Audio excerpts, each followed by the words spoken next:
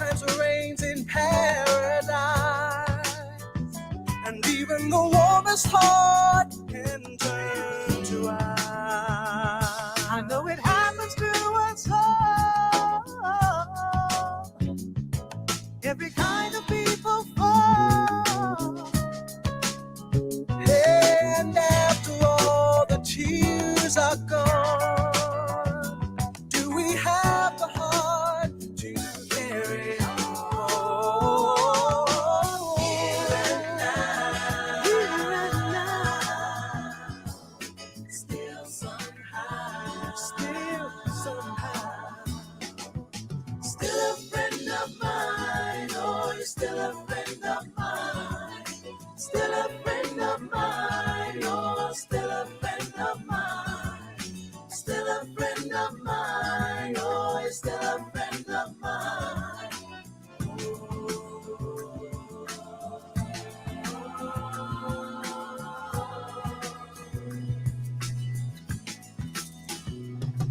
Think of all the times I hurt you and never fought it through. Oh, I treated you so badly, baby. Could such a cruel heart ever be free? I know it happens to us all. Every kind of people fall. Ooh, and after all is said and done, do we have the heart to carry on?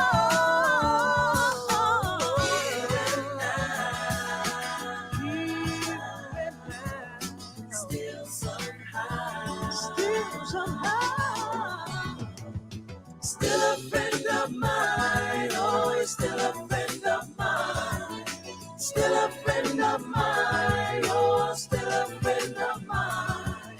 Still a friend of mine. Oh, you're still a friend of mine.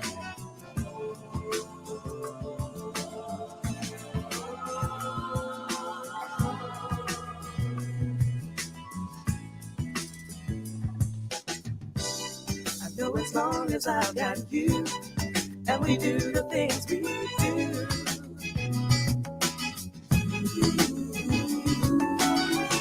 The next time, baby, that our love breaks down, I'll do the best that I can to turn it around.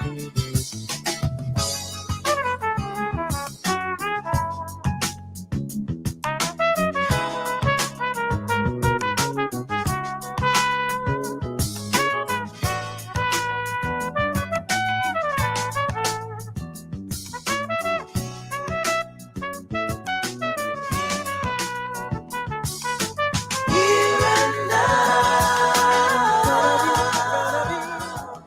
still somehow, still a friend of mine. Oh, you're still a friend of mine. Still a friend of mine. Oh, still a friend of mine. Still a friend of mine. Oh, you're still a friend of mine.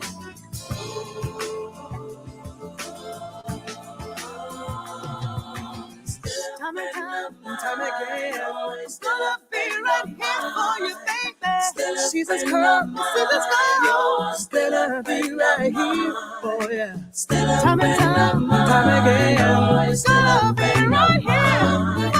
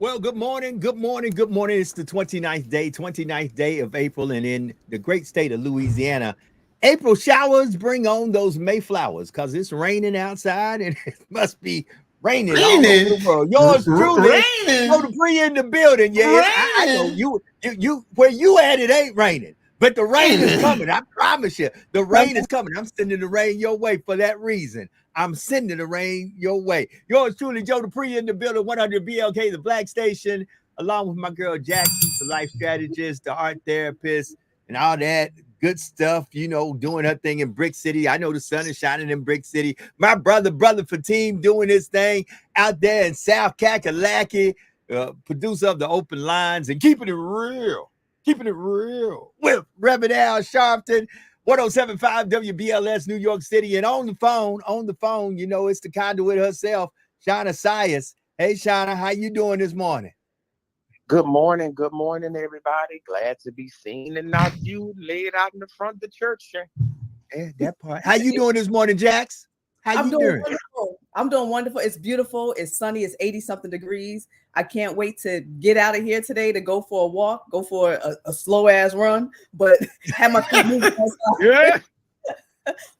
A slow run or a fast walk. I'm gonna run with you in my something. We're gonna run together spiritually. That's right. Brother Fatim, my brother from another mother. How you doing this morning? Doing great, man. I'm feeling good. That's all I'm gonna tell you. I had a good weekend. You know, when you put younger people around you, it lifts your spirit. And even though your hips may ache a little bit more, your knees may ache a little bit more, you push it through, boy, because you don't want the younger folks to see you in an hour. And I tell you, man, I hate to tell you, Joe, you gotta lease. You got to lease the vehicle, man, not buy the vehicle, man, so you can trade it in and get a younger version, brother. You can't be getting vehicles and putting all them miles on there and expect that Damn to run right. right. That's right. That's right. You got to get a new vehicle. You got to keep it. Got to keep it sprucey, baby. Oh, Smiling a little bit too much this morning. Oh boy. I tell you, boy. I tell you what Geritol can't do to you, a young person can. That's all I can tell you. That part right there. Well, good morning. My Good loop morning. recorder don't go that high. I gotta. Can't do that. Oh no. Well, good morning Give to me a everybody Splenda that's in the Daddy. chat.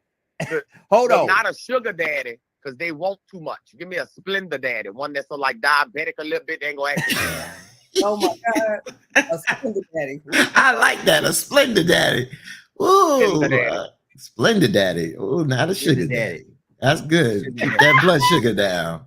That's Splendid right. daddy. I love it. Daddy Patino, or you just a daddy? Which one are you? Shoot, I don't know what kind of daddy I am. I just got off the phone with my daughter, and I'm a real daddy, but I don't know what kind of daddy I'm. You gotta hit them pockets. See, when we say that, when we say what he just said, when he say I'm a real daddy, that mean them daughters done hit them pockets. They done hit them. I'm telling you, I know that. I know that look. I know that tone of voice. Them daughters done hit them pockets. Look, let me say good morning to everybody that's in the chat. Also, let me ring the bell. And let me give a round of applause, because somewhere in this world today, somebody is celebrating a birthday or anniversary, and today is your special day. And we want to applaud you on this day and tell you to have fun and celebrate this day. You hear we got the Songbird in the back. Be exact, Songbird. How did your I know you had the Etta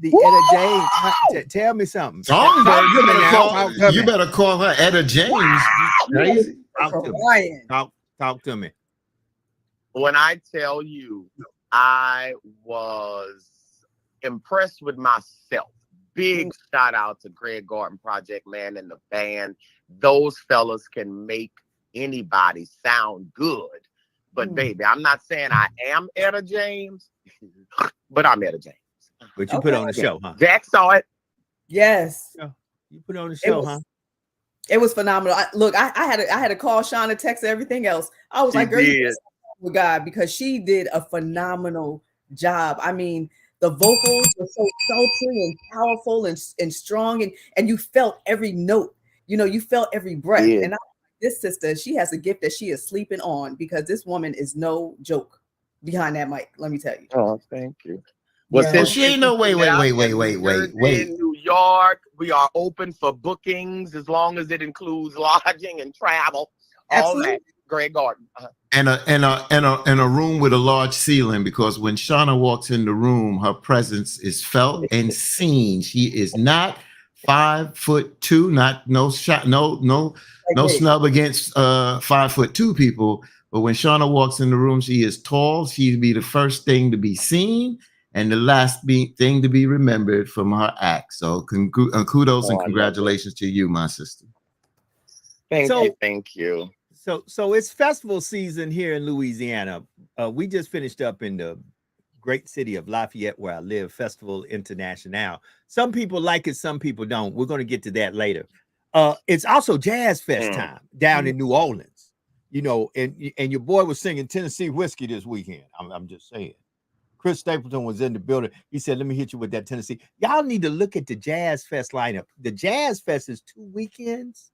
And oh my God, that lineup is off the chain. Fantasia. Man. Whoa. What the hell does Fantasia got to do with jazz? Okay. It's the Jazz Fest, and not only do they celebrate jazz in New Orleans, which is of course, home of jazz, they celebrate R&B and all kind. It's not only just jazz; they bring in artists because they know that people want to see artists.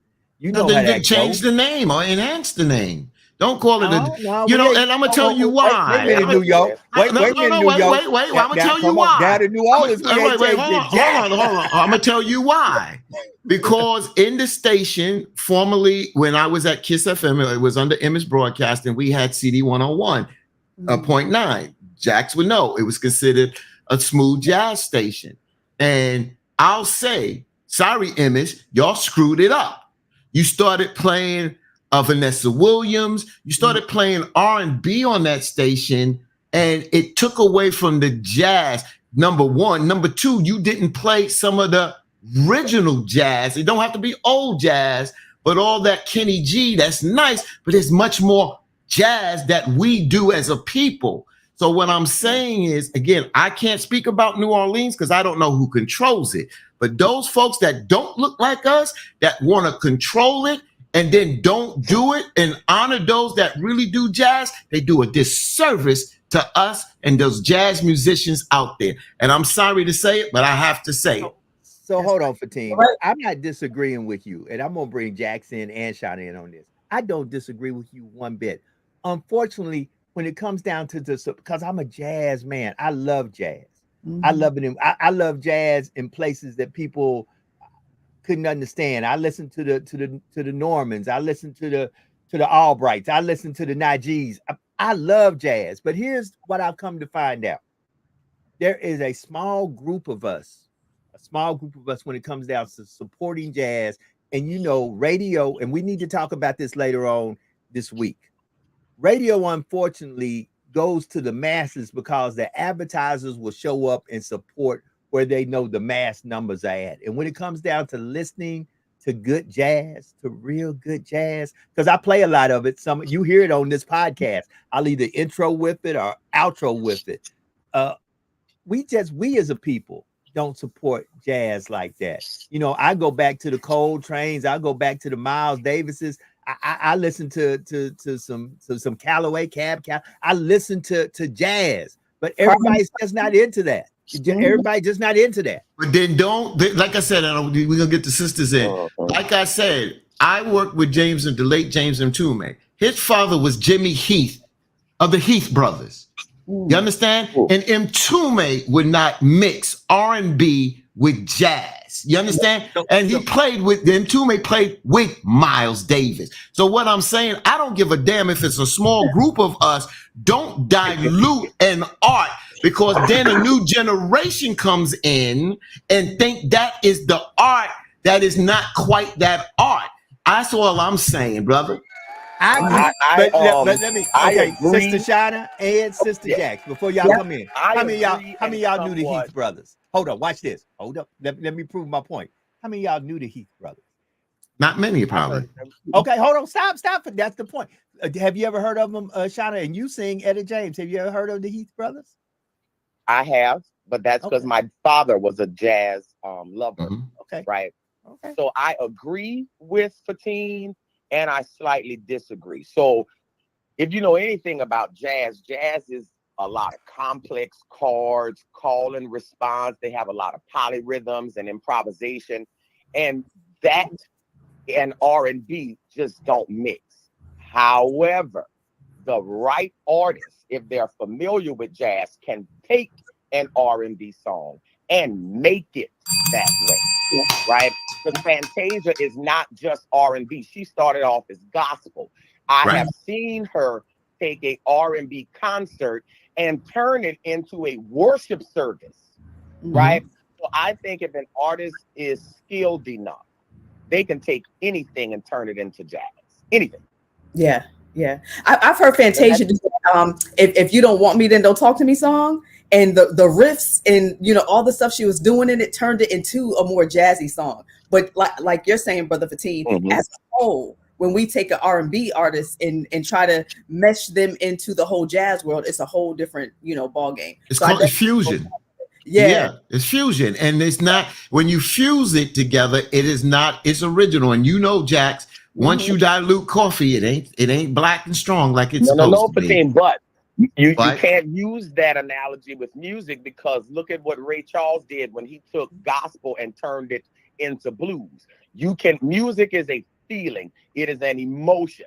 It comes out in how you relate to the song, right? So if you don't have jazz roots, that's not gonna come out. Like me, you're not gonna see me doing a jazz because I am a blues person. But I can do some R&B, and I can take an R&B and turn it into blues. So it all just has to do on the performer and artist itself. All right. So Sister Shauna, totally agree. I didn't want to take it there to the scientific part, because I just thought we were scratching the surface. But since you took it there, definitely. Let's talk about Ray Charles. Ray Charles did R&B. He did some jazz. He did country. You understand? Mhm. He did. So you're right, Sister Shauna. We are a multi-talented people. Some of our artists can do so much. The point I was trying to say is that I'm not saying Fantasia can't do jazz, but she doesn't do jazz. So that's what I'm saying. So all I'm saying is when we do these festivals, just like they have done, I'm really going into a little bit of a deeper conversation of those artists, not artists, really, I'm talking about those that control these functions, because you got to realize maybe in New Orleans, more of us control these functions, and I applaud them bringing in a Fantasia. But I think to respect Fantasia on what she does, why don't we enhance the name and don't just call it a jazz festival unless she's coming in to do specifically jazz? And you know she's not coming in to specifically do jazz. So that's all I'm saying is enhance it and call it what it really should be called. That's all I'm saying. Well, and you got to understand when you have something like in Miami, Jazz in the Garden, which is more jazz, where you have the Kurt Whalens and you have the Najees and you have the more jazz artists, you have the Ben Tankards, for example, and I'm mentioning people right now. Some folk are going, who are these folk? And you have the jazz artists, you have the Incognitos. I started the show off with Incognito, and a lot of folks will be like, well, Incognito ain't jazz. Yes, they are. So there's different levels of jazz too. There's traditional jazz, there's acid jazz, there's different levels of jazz. But Brother Fatim, you brought up something that we all need to talk about. Who controls our narratives? And if they're not being controlled by Black and brown folks, you got to ask yourself, even when I look at Essence, and it's coming up, the Essence Music Festival is coming up, who controls our narratives? And then when you see all these things that fall off that was controlling our narratives, I yesterday asked myself, man, when was the last publication of Jet Magazine? What was the last publication of Ebony Magazine? I had to ask myself, and I wanted to Google that. And it's funny that you brought that up, because I was sitting here actually asking myself, and I asked my lovely wife yesterday the craziest question. I said, what happened if it came out that Jesus was Black? How would the world respond? I said, what if it could be proven? It has been proven. Hold it. But I'm like, if it was scientifically proven to the point that it was a fact. Because it is, Joe. Joe, stop it. We can't stop. It is. It's just that the masses don't want to agree with it. Stop it, Joe. Hold it. I'm not going to stop it. Mute your mic, Fatim. No, you're not going to take my mic, because I'm telling the truth. Because if you go right now, if I walk dead up into the Catholic Church, if I could sit down right now with the Pope, if you could put me right now side by side with the Pope, which once again, who do you think on a religious scene people gonna believe more, Joe or the Pope? The Pope worships a Black Madonna. What are you talking about? The Pope worships a Black Madonna, bro. You going deeper into this creamy little smiley face thing today. Hold on. Here's what I'm saying. If I looked the Pope dead died, I said, Pope, tell all your followers that Mother Mary was Black. Do you think the Pope would say that? Yes, I do, because he also speaks of homosexuals. I certainly do. Okay, so you think the Pope would say, okay, so that then is my challenge. I got to get to the Pope. Somebody get me to the Pope. Somebody get me to the Pontiff, because I want to ask him to his face, Your Eminence, because I know that's the proper pronunciation. Your Eminence. Yeah, I'm not doing all of that. I need that. I'm always going to give people their title. They might not be worth a flip, but I'm going to give them their title they earned. And I ain't saying the Pope ain't worth a flip. That's just a general statement. But I'm going to say, Your Eminence, would you tell me to my face right now that Mother Mary was Black? And if he said he was, I'll be like, well, great. That means Jesus was Black, because it had Black baby come from Black folks. Lord, Yep. Lord, here we go. I digress. Means Jesus was Black. Yep. Damn right, Jesus was Black. That's right, and that was written back in Revelations, right? So right there already on paper. So what people struggle with, especially Black folks, is what's called cognitive dissonance, right? So they struggle with cognitive dissonance because they cannot take on any other belief sometimes that is contrary to what they already believe. So they're just you could tell them Jesus is black. Here's the facts. Here's the history. Here's all the scriptures that align with it. But if they want to stick and keep, even with the Catholic Church, if they want to say, no, he's not, but guess what the Pope knows? Like Brother Petit said, they pray to a black Madonna. They already know. You know what I'm saying? That's why the Vatican is so secret. Those catacombs and tunnels and everything at the bottom of the Vatican, it has all that history in it. Because guess what? Although they burnt down a lot of our history, they still kept their own records. So within their own records, it's going to show you exactly what the Most High was all about and who Jesus was, what he looked like. He looked like you, Joe. He looked like you. Uh-oh. I thought I heard the phone ring, Joe. Uh-huh. What's wrong with your internet over there, Joe? God dang it. What's going on, Joe? Storm. It's the storm. It's the storm. Oh. Oh, Lord. Oh, Lord. Look. Call Jesus. Tell him to move them black clouds out the way. Who's calling Joe? Joe ain't there. So you know what? Look, Joe froze. So for our viewers, I'm gonna let you guys know the psychological definition of cognitive dissonance, right? So It says in the field of psychology, cognitive dissonance is described as the mental discomfort people feel when their beliefs and actions are inconsistent and contradictory, ultimately making them change one factor, either their beliefs or actions, to align better.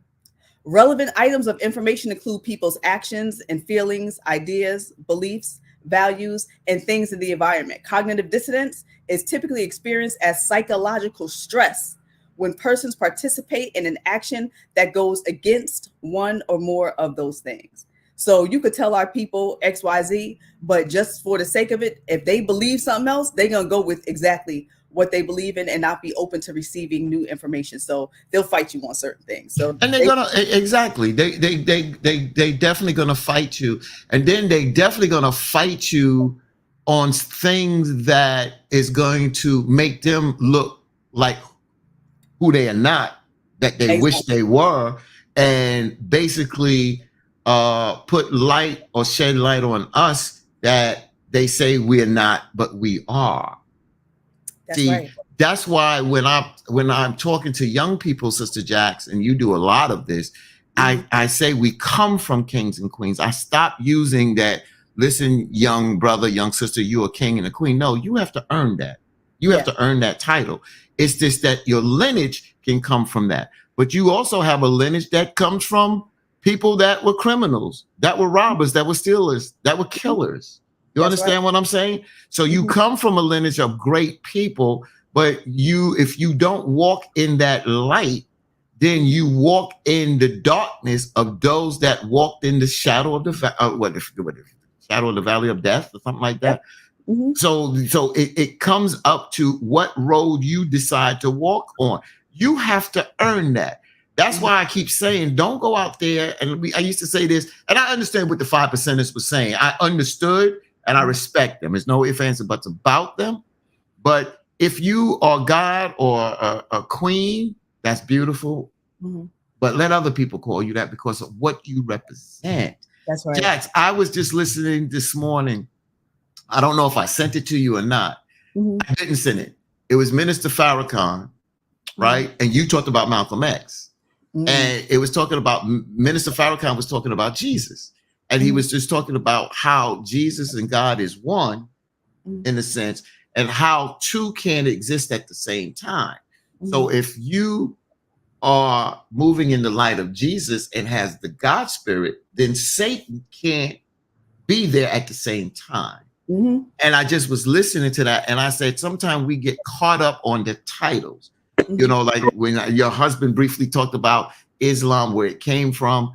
I think that sometimes we can know those facts. There's nothing wrong with knowing these facts, but you also got to realize that people that comes under certain banners still can speak the truth, and you can take that truth and apply it, because a lot of us that come under different banners are really saying the same damn thing.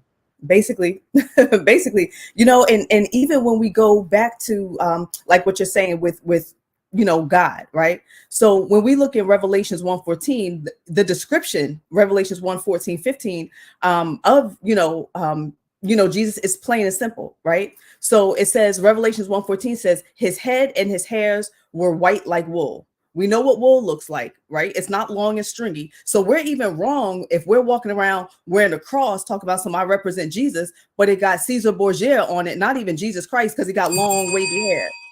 That's blasphemy, even right there. Like, that's not representing the Most High, right? So his hair and his head and his hairs were white like wool, as white as snow. So we know what snow looks like is white, a woolly. So we looking like an afro, basically, right? Thick, you know, thick hair, and his eyes were as a flame of fire. Scripture, you know, precepts even talk about how Jesus drank wine. His eyes were red like a flame of fire.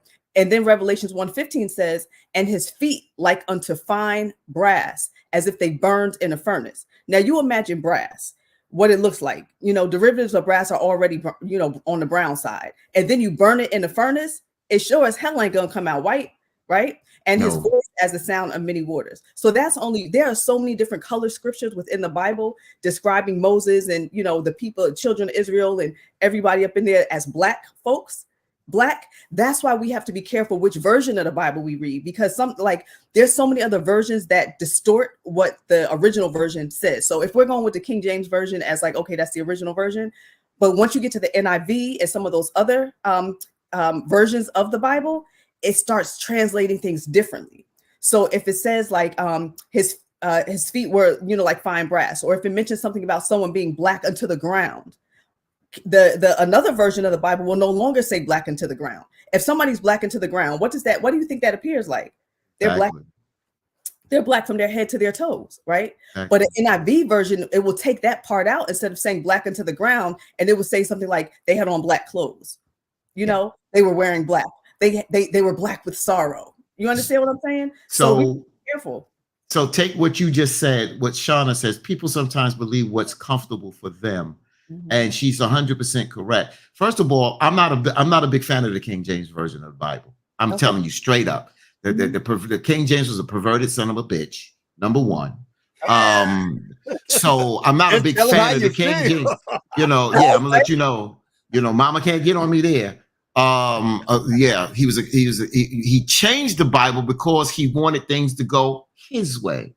This was done in Antioch. So my thing is, you know, I happened to be doing a little study and and I went to the mailbox. I still didn't get my book yet, but I'm still waiting for it. I'm gonna mail it out today.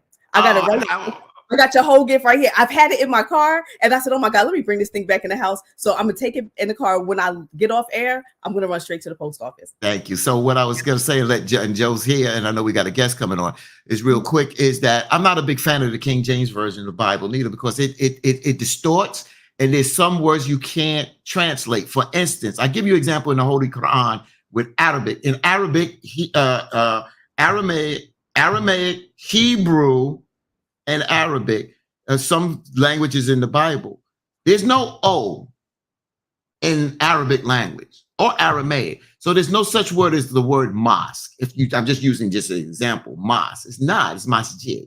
It's no word. So there's certain things you can't just translate, or it's mistranslated because of the interpretation. That's what I'm saying. When you interpret and translate into a mutt language like English. English is a mutt language. It's a conglomerate of numerous languages put together. You got a Latin, Roman, German, all kind of mutt language there. It's just not our original language. So we don't never get the true meaning. And then to go back to what Shauna said, people believe what is comfortable. But that's so interesting, Shauna, that you said that. Because when people are so comfortable with something, then they're also uncomfortable making other people uncomfortable. Imagine you getting around your Caucasian friends that are good people. Come over, you have dinner. That's cool. You don't want to make them uncomfortable if you have that Jesus conversation. You don't want to make uncomfortable. You got a black Jesus hanging up in your house. Well, baby, you come to my house, you're gonna see. I just turned my computer around today. my sisters are still hanging up on the wall. You understand what I'm saying? But you go back to Michelangelo, when you talk about the Lord's Prayer, think about how he painted it. And I heard that in one of the original paintings, he left the feet black. Ooh, he left the feet black by accident. Mhm. Hey, Made them white, white on the face, but left the feet black. Oh God, what is that saying? Mhm. Yeah, But you know what? That's place. also part of iconoclasm, because iconoclasm, the Russians and all, and they went in there and they started changing what those original paintings look like. And that's why Russia most recently just released. Vladimir Putin said that, you know, the face of Jesus now in Russia will be the black man, because Jesus was black.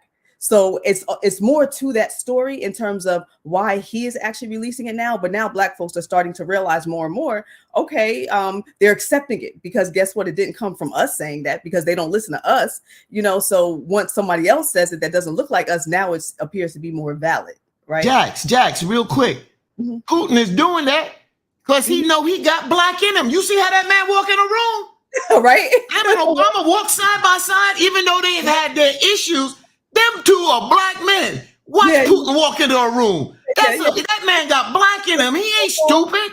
That man got black. You see his swag? I'm not uplifting Putin, but I'm just saying, watch that man walk into a room. That man know he got black in him. He know he got black in him. That's why he's doing it, because he know he got roots in him that is black. Just like Tom Jones had to trace back and find out he has black in him. He was wondering, why do I sing like this?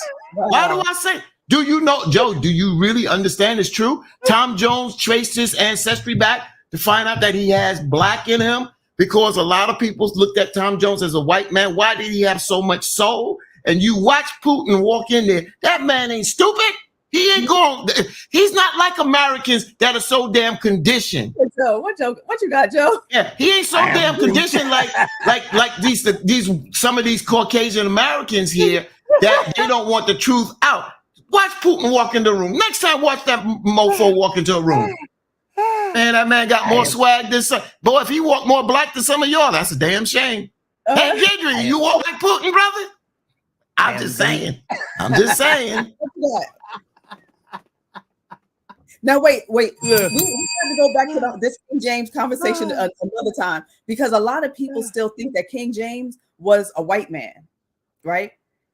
A lot of people, I'm not sure in the chats what they believe in, but they've gotten the perception also mixed up, thinking that King James was somebody else who he wasn't. So we'll have to discuss that another time. But what you got in your hand, Joe? What action figure you got in your hand? I had to hit him with I am Groot, because that's all I can say right now to what Team said. But we have a guest. We have a great guest in the chat room. This is a great place for me to let me. What I tickle you this morning? I tickle your feet, Joe. Man, between you, hold it. I got to ride through the hood, look at them Jordans again, Jax. Oh my God, that was a laugh and a half. So Jax, come on. I'm gonna let you introduce this guest we have that's getting ready to come in. We're about to get into some conversation. It's 35 minutes past the hour. Welcome to hashtag Truth Be Told. Tell a friend to tell a friend. Share this with a friend. We're broadcasting live on Facebook Live, YouTube Live, and on Instagram. Sister Jax, introduce our guest, please. Yes, y'all. We have an amazing guest. This is my sister, my friend. It's so much I can say about this lady that, you know, words can't even express. I'm going to read to you a little information about her so you get a better understanding of who this young woman is. Her name is Salima Graham Fleming. She's been an advocate for children and families for over 25 years, serving populations from addiction services to conflict resolution and adolescent psychosis. The tragic kidnap and murder of her 15-year-old daughter in April 2021 has shifted her life's purpose toward teen murder and community violence. She started MOST Outreach, Inc. in June 2021, only weeks after her daughter's funeral, and has served over 21 families and 5 youth to date. To further acquire the mission to raise awareness and help on a deeper level, Ms. Graham Fleming launched Royal Status Enterprises, LLC, in October 2002 as a mentorship, public speaking, advocacy, and coaching firm focused on overcoming extreme trauma and loss, mending relationships between children and families and communities, and providing advocacy for parents and children who have suffered the loss of a teen by way of gun, community violence, or community violence. She has hosted Royal Status Radio on WDRBmedia.com from 11/2/2023 to 4/2024, and is currently planning to launch her own podcast in May 2024 entitled Royal Status Radio Podcast. Her motto is, if you want to go fast, go alone. If you want to go far, go together.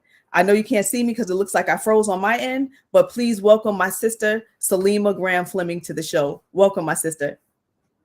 Thank you. Thank you. Thank you. Wow. Can you hear me? Yes, we can, my sister. We can hear you. How you doing? I saw Jax look like she froze. Jax will be back. She'll be back. Yeah. She'll be back. So welcome to the show. Let me jump in here, Joe, real quick. Come on. Yeah, let me jump in here real quick. First of all, Sister Salima Graham Fleming, correct? Yes. First of all, let me just say I never got a chance to meet you. First, I have to offer still my prayers to you, prayers to your family, and my condolences. And the reason why, because I'm looking at, I just typed in back on, I think it was July 31st, 2022. I came in contact, I was contacted by some of the activists on the ground in Newark, New Jersey. And I'm looking at my rundown because we did this on our New York WBLS show. And we were talking about your daughter, your late daughter, father, Sharif, what is it? Amenhotep, right? Mm-hmm. So he was calling the people to come into the streets to help empower the community to direct the people away to senseless community violence, and the work that you do as well. And then I remember us getting, when I say us, the Open Line show at the time, we was at 98.7 KISS FM. Now we at BLS in New York. And I remember us dealing with a young lady in South Carolina named Tamika Houston. I first saw the story on Dateline. And when I called Dateline, they gave me the contact to Rebecca, I believe it's Rebecca Howard, the aunt. And we did the story on Tamika Houston, who was missing at the time. The following week, America Most Wanted came out, and they redid the story. And the week following, the boyfriend, the former boyfriend, finally admitted that he killed that young lady, and he directed the police to where he buried the body. So when I heard the story of your daughter trying to escape violence in Newark, knowing, and I've dealt with the anti-violence coalition in Newark, Bashir Akinyele, and a lot of people on the ground, going back to Mayor Ras Baraka when he was an activist there, and knowing that your daughter was trying to just escape gun violence, to go down to South Carolina, and to meet that faith. It's hard to even talk with you on this because to deal with this on a daily level, we're just not talk show people. You know, Sister Jax, we are out there in the community that do this kind of work, and we feel it. Even if it's not our child, we still realize that your child is still our child, you know. So I know Jax is back, but I would like you to kind of set the stage and let our audience know a little bit about your daughter and what happened, and kind of set the stage so we can continue our conversation. But I want to give you the chance to talk a little bit about who your daughter was and what happened that led, unfortunately, to her untimely demise. Okay, I'm not sure how much time I got. You got time, sis. You got time. Don't rush. Okay, good. So, ironically, today marks the 3rd year of Sanaa's discovery. This means that 3 years ago today, around this time, there was a press release going on with Sheriff Leon Lott and Margaret Fisher, the Lexington County Coroner. They were doing a press release at this time 3 years ago about my. This is in South Carolina, because we're talking to people South across Carolina. South Carolina. National news, so it was pretty much everywhere. And while they were doing that, because they had told us maybe around 9:15 in the morning on the 29th of April, and immediately when they told me they were going to be doing a press release, my mind went to my 2 surviving children who were in school at the time. It was a Thursday morning. And I had to rush to get them, right? Because I didn't want them to hear about their sister on the news. But just going back a little bit, the unedited version that the news didn't get about what happened to my daughter. Um, we moved from New Jersey. I lost my dad that January of 2019. I lost my job in May of 2019. I was in the middle of a divorce, and so it was prudent for me to try to change the scenery for my daughter. What people don't know is that Sanaa had been sexually abused in the city of Newark. And at the time, she did not want to expose the people who had harmed her. So when her behavior started to shift, I said, well, we just might as well leave. So I came back to Columbia, South Carolina. I am a Benedict College alumni, so I spent a lot of my early adult years here. So it felt safe with losing so many people and so many things, so many relationships just kind of being severed. I just felt like it was the best thing to do to go back where I was familiar. I knew the lay of the land and a lot of the people, and maybe I can rebuild my life from here. So I brought my children to South Carolina. And around Christmas time, the girls went back to New Jersey to see dad. And, the pandemic hit, so they didn't come back until like maybe mid to late March of 2020. Well, by July of 2020, I had some difficulties with my daughter where she started to display some behaviors that ended her into a group home. That group home is called Epworth Children's Home. I remember them giving me an interview and asking me if my daughter had ever run away. And I was very open with them that my daughter had never run away in the state of South Carolina, but that she would often leave home prior to us moving to South Carolina. They told me at that time that they did not accept runaway children, and that if my daughter had a history of running away, that they would have to get a decision from upper management as to whether or not she would be able to stay there. Well, they came back and decided that they would keep my daughter. Only for maybe 3 months later, my daughter would start running away from the home with one of her killers. So she met this young person at the Epworth Children's Home. So when that started to happen, I said, well, I might as well bring her home because now things are getting worse, not better. So she came home, but she still kept contact with this same young woman I'm talking about. And I don't say their names because I don't believe in giving fame to cowards. But I remember the day I felt in my spirit that she was not right and that she shouldn't be around my daughter. And I asked her to stay away from my child. And she wouldn't. She began doing a lot of manipulative things, feeding my daughter all kind of false stories about her being kind of outcast from her family, that her mom was no good, her dad was abusing her. I would find out in trial that none of those things were true, but I knew it. So January 2021, Sanaa did not come home one night, and I looked for her all night. She was with the same young person and these two young people. She asked me to pick her up from a hotel. I picked her up, and I got this really grueling feeling that Sanaa was being baited for something. I couldn't put my finger on it. It was just this really uneasy feeling, like my child is being, and I talked to Sanaa that morning, and I said, it's really important for you to stay away from these people because they're not safe for you. And I don't know what it is, but they're baiting you for something. Of course, she would struggle with staying away because the girl would know my schedule, and when to come around when I was at work and things like that. And April 1st, 2021.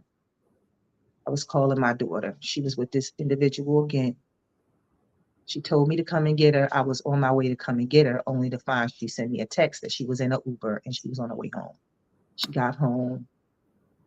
I tried to tell her that I didn't want her to leave the house at all. Got a little kickback from her. The next day, she left anyway. She came back. I'm like, Sanaa, I need you to listen to me like never before. April 5th, 2021. So now I was quiet the whole day. The whole day she was quiet. I went to work that day and I called her on the phone. I just kept asking her, was she all right? I'm like, baby, are you okay? She's like, I'm good, Ma. She had done everything I needed her to do. It was the top of spring break. This was like that Monday.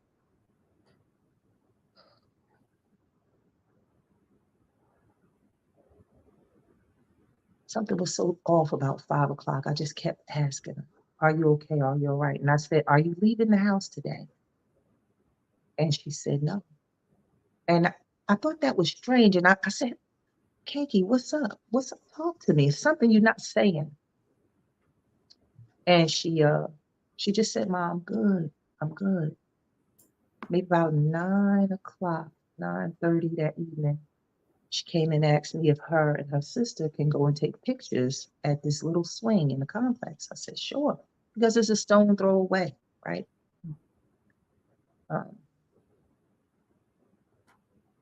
That was the last time I saw my daughter. I remember telling her, I'm proud of you. I don't know what's going on today, but I'm proud of you. You really are doing everything I needed you to do. There was no kickback. There was no defiance, nothing. It was so serene. I kissed her all over the face. I told her I was proud of her. She went and took pictures. I came out of the room about 45 minutes later because I heard the door. And it was my 13-year-old at the time coming in. And I said, hey, where's your sister? And she said, oh, she left me again. And I knew the girl was back around. So I started calling Sanaa's phone. I called that phone and it rung twice. And then it went to voicemail. And it never rung again. And normally when she would go, if she wouldn't pick up the phone, she would send me a text. I never got a text. I called Sharif. I said, something's wrong. Of course, I called the police. They came right at midnight. I said, something's terribly wrong. Something is wrong. I don't know what it is, but something is terribly wrong. And I don't think that was taken seriously until maybe about the 16th day when the sheriff finally got involved. But backing up just a little bit, Sharif came right away. He came maybe 24 hours later. And I was trying to get in touch with this young girl because I knew she would know where my daughter was. She called me on the phone and I said, hey, can you tell me where my daughter is? She was the last person, you were the last person to see her. And she got really ugly with me. And it was something she had never done. And everything in me just felt so like helpless and defenseless. I said, listen, you got to understand this is my child. I just want to know where she is. And she just lied and lied and lied throughout. And when we look for my daughter, and I'll be honest, I thank God every day for Deidre Cornell, for Crystal Ford, for Sheriff Lott, for Revealing Word Ministries, and for the community, the people who just came, who didn't even know us. Mixed Sisters out of Sumter, the New Black Panther Party for Self-Defense, so many groups here in the city, Games and Peace, people who didn't know us at all, they got out and they started looking for my daughter, and I couldn't look for her. every time I would go out and people would say, "Are you the mother?"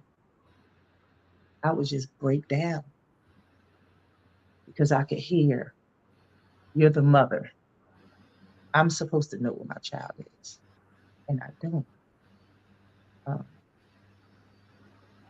and I just suffered. I suffered really, really bad.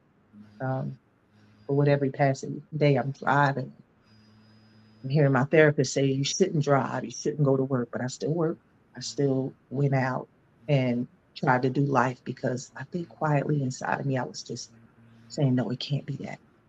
It can't be that. They wouldn't go that far. It can't be that." But if I'm being honest, and I think it's the first time I'm saying it, I kind of knew something was terribly wrong. I knew it was terribly wrong. I knew it was terribly wrong. I knew the second day. I went in her room, I just started just cleaning everything out. Because when I went in that room on the 5th, after I called the police, and I saw that key on that desk, I knew that she was not planning to stay gone. I knew she was trying to come back. She wouldn't go nowhere without the key. So I would then find out that this same young girl came out there that night and lured my daughter into a car, saying stuff like, "Oh, we just gonna smoke, we gonna stay in the complex." But then they got my daughter in a car and they pulled out of the complex and drew guns on her and drove her 46 minutes into the woods and brutally beat her. Brutally beat her. Just 2 breaks in the leg, a broken femur, broken face, eye out the socket, a tooth is out, and I'm sure she was like beaten within beyond recognition. I'm sure she was a pretty girl. Girl hated her, and I would learn that my daughter was shot approximately 14 times, which is what they can count. Mm. And then it wasn't enough for them because they left and came back just so that they can bury her and put her in a shallow grave. So any plans we would have had of saying any final goodbyes was taken away. So in trial, I think the mind-blowing thing was, how much love my daughter had. I spent that whole year just asking why. What they barely knew her. If you just go from September to maybe about April, that's maybe it would take 6 months of knowing a person, and for you to develop that level of hatred for somebody, that's jealousy.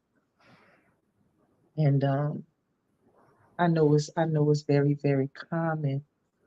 I didn't know it was this gruesome. I didn't know that young people could behave that way. I mean, we hear all kind of stuff about Jeffrey Dahmer and people who do very, very heinous things, but you hear what these young people or what they classified as children, what they did to a 15-year-old girl who would sleep outside with you.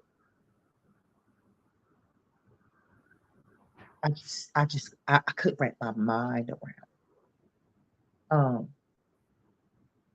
just trying to live with something like that. The details. I'm told the devil is in the details. The devil is in the devil truly is in the details. So I try to stay away from those details, but I share them because I'm not sure who might listen. Uh, I think about often. I think about often my daughter driving down the highway, and I think about what was probably going through her mind when everything I was trying to tell her was true. I think about that. I think about how scared she was or how betrayed she felt with her. how sad she was because she loved the person who killed her, and that person that had nothing but ill intent for her. And every day, I try not to think about it, but as a mother, how do you not think about it? So, 3 years today, I got the devastating news about her. And my daughter, who was 13 at the time, went to New Jersey, and she hasn't lived with me since. So, I pride myself on being a mother. I pride myself on being a good mother because I remember having an absent mother at a period of my life. And all I wanted to do was redeem it by being a good mother. And I believe that I've done that. But when something like this happens, you constantly question what you could have did. If it was anything you could have said or did different. And then it doesn't end, Still I get the nightmares. Still I get this wreckage of mind that's just kind of like all over the place. And everybody is, oh, you're strong, you're strong. And sometimes I just hate it. But at the sentence, and I didn't think, I was hearing all these things about I'm going to feel so much better, I'm going to feel relief. And I was mad with myself because I didn't feel any of that. I didn't feel happy about what happened to these people. I felt empty and hopeless. And then it dawned on me. You feel like this because you are a mother. I'm not just Sanaa's mother, I'm a mother. And being a mother, you can't dance on the grave of other people. You can't celebrate other people's demise, especially children. Because I immediately saw that it was something these kids didn't have that my daughter did. And that was unwavering support and love. Mm-hmm. And if they did have it, it was not evident in that court. Because the whole time, maybe 2 rows on their side was full. So I had people coming from all over the place. And that spoke to the love she had. So now,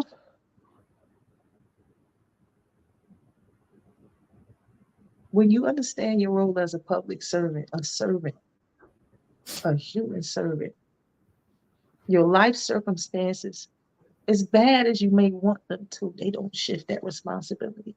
You still have to serve. And so now I do most. Hoping that with the work that we do, however be it minute, that maybe we could try to stop some kids that will make a decision like that or be in a situation like that. And that's all the work is about.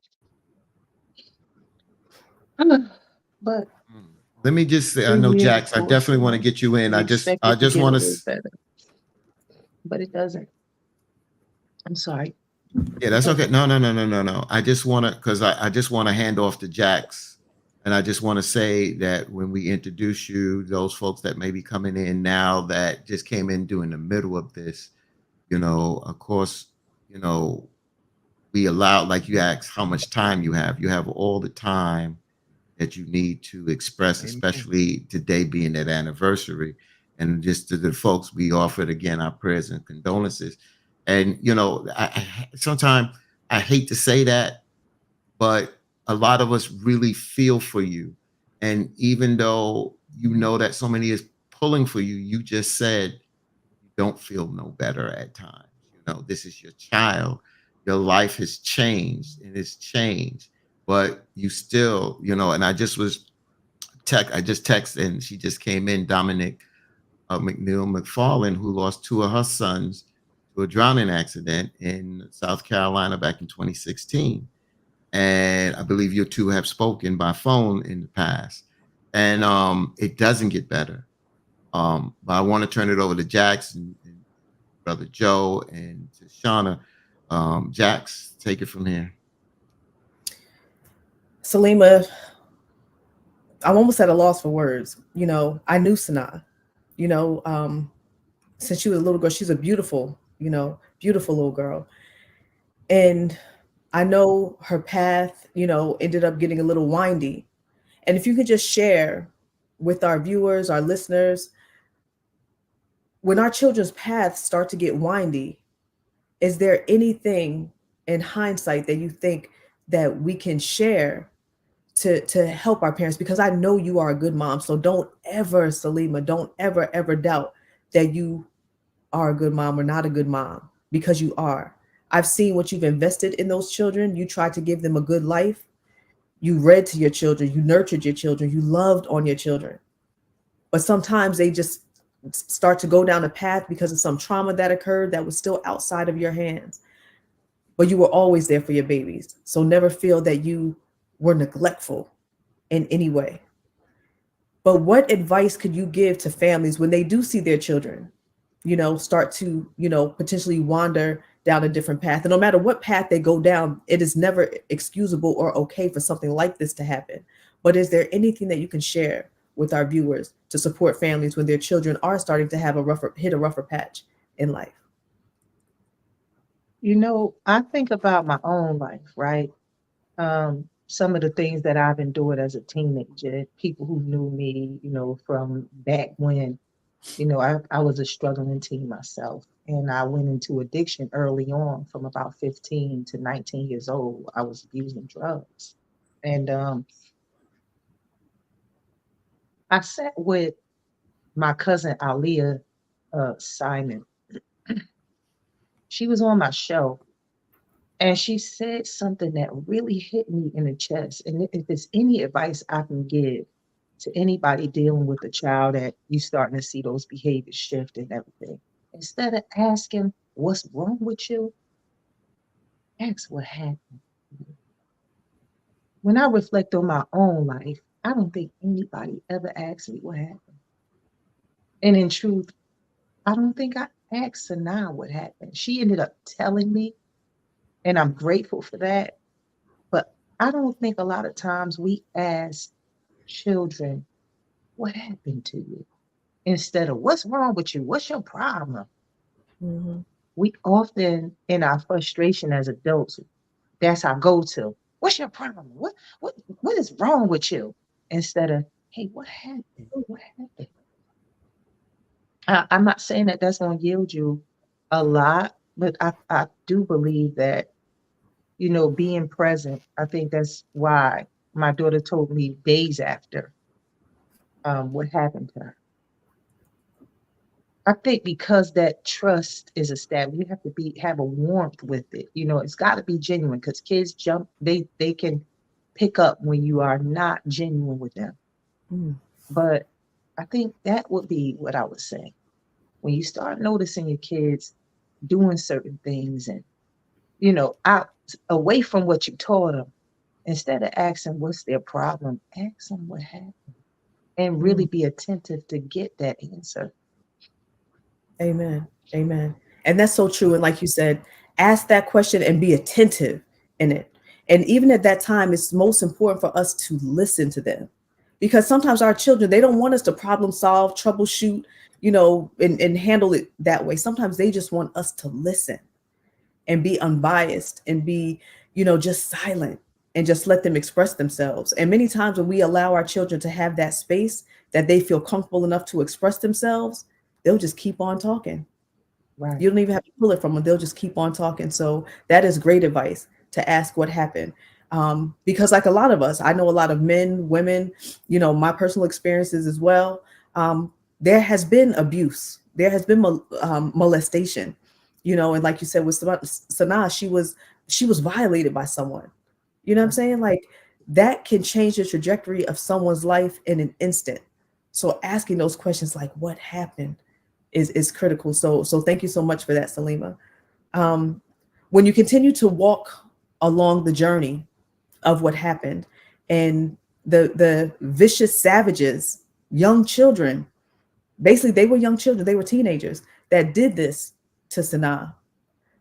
Their lives have changed forever as well because of poor choices that they made. They wanted to see what it was like to do something so heinous. And now in that one decision that they made, they're spending damn near their entire lives in jail. But Sanaa does no longer have a life here physically on this earth. But you are keeping her life in motion because she still lives through you. And you're doing some amazing things with Most Outreach and Royal Status Enterprises, which is phenomenal.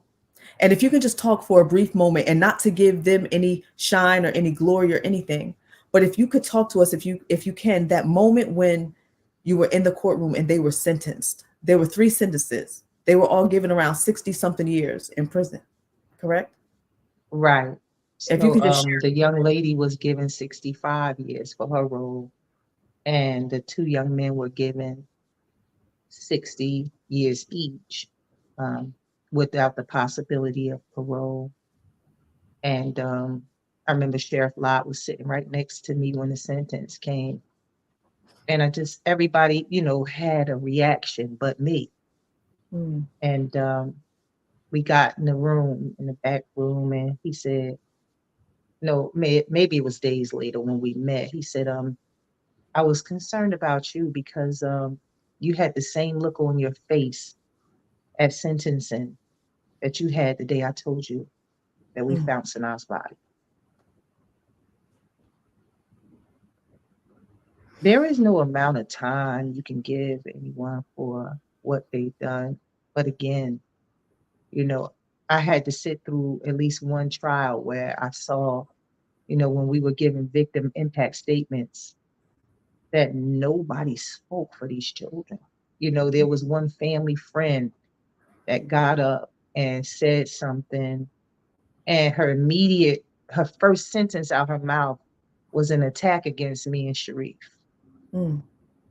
And, after sitting through all of that, and I'm like, these poor children.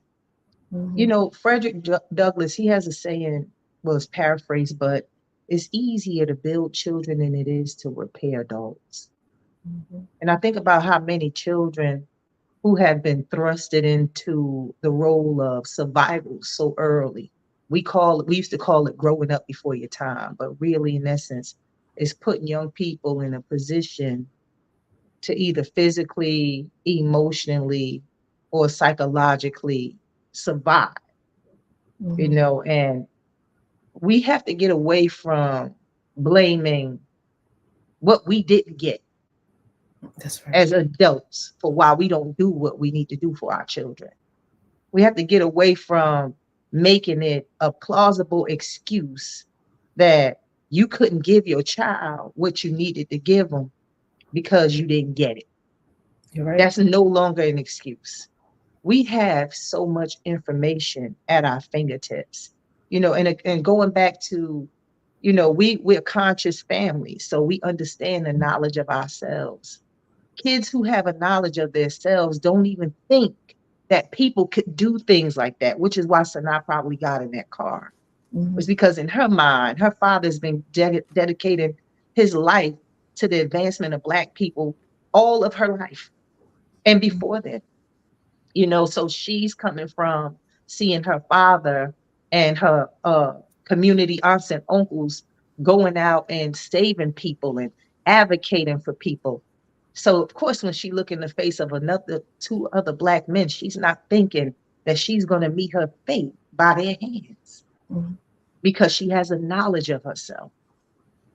But when you don't teach kids about who they are, they will identify with anything.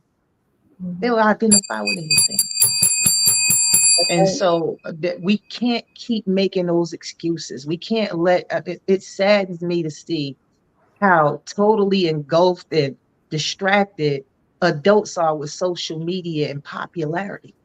That has never paid us anything forward. And we still in a time where the adults want to be the kids, and then they wonder why they can't get the children's respect. It's so, we are the problem. Mm-hmm. We are the problem until we really start to take some accountability for where our communities are, where the state our children are in. It's going to keep happening. Since my daughter has been murdered, I know of in this city at least 22 other people who have been murdered within this region. That's in this region. But I'm from North New Jersey. I can't count those. That's right. When is it going to end? When are we going to stop being problem driven and start being solution driven and solution oriented, where we say we know what the problem is. This is how we execute to get the problem resolved. And everybody wants to make a name, but we should never want to make a name on the back of our children. That's right. We should never want to do that. If your motivation is I'm going to make myself famous or I'm going to make myself rich by the exploitation of the life of a child, you have a deep problem. Mm-hmm. You have a deep problem and you need help. That's right. That's right. And you know, so listen, y'all, I've seen Salima. I used to work directly with Salima. We work for the Board of Education together. And we've been in the trenches together. I've seen Salima go to bat for some families in ways that nobody else would. She guides and mentors and steps up, and she is the voice for the voiceless.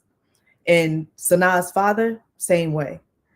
So it's amazing just how life transpires. And I love what you're saying, Salima, how you're saying how enough with the excuses. Enough with the excuses. We cannot blame because I didn't have a daddy, you know, I'm this way, or because I didn't have a mom, or because my mom was an addict, because my dad was an addict, because this one didn't show me love, that one didn't show me love. There has to come a time in our lives where we have to say, you know what, no more excuses.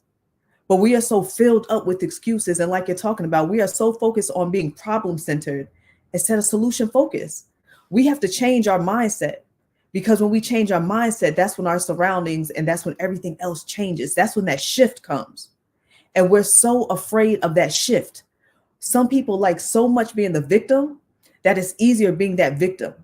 That one that just likes to be balled up and use the excuse that it's everybody else, rather than really looking in the mirror and doing some self-reflection and introspection and saying, you know what, it's me. It's something that I can do better.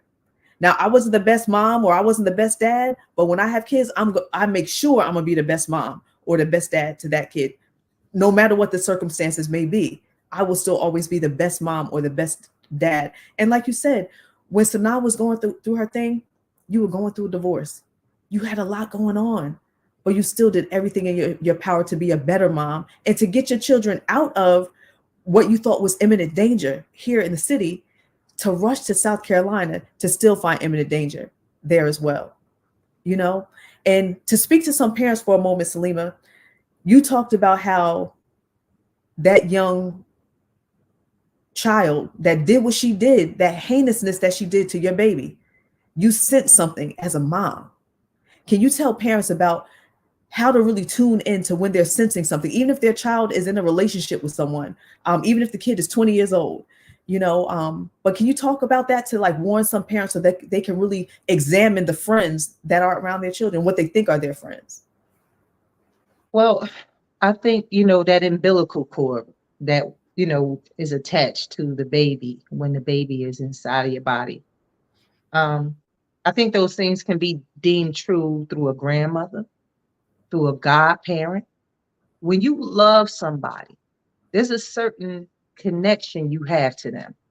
So I don't want this to just be centered around parents, particularly like mothers, just specifically. Now, I will say for mothers, when you have birthed a child into the world, or you have a love connection with a child from, you know, infancy, or when you adopted the child, there's a certain maternal investment that is automatically made that you can't really explain unless you've been in a situation like that. I'll say what one of my coaches told me, LT Dixon, she's in California. She said, trust your spirit. She will never lie to you. That's what I would say to the natural mother. Trust your spirit. She would never lie to you. I've heard everything from, parents have had dreams before it happened, or all the way up to knowing that that day something terrible was going to happen. I've heard it all. And that is a God-given thing. I would encourage natural mothers to never ignore that. And to those surrogate parents, grandparents, godparents, adopted parents, or what have you, you're not picking this stuff up from nothing. Don't be afraid to say it. If you say it, you'll never regret not saying it.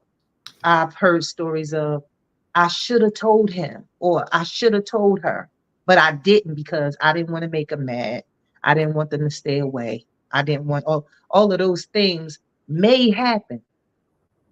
But I tell you what,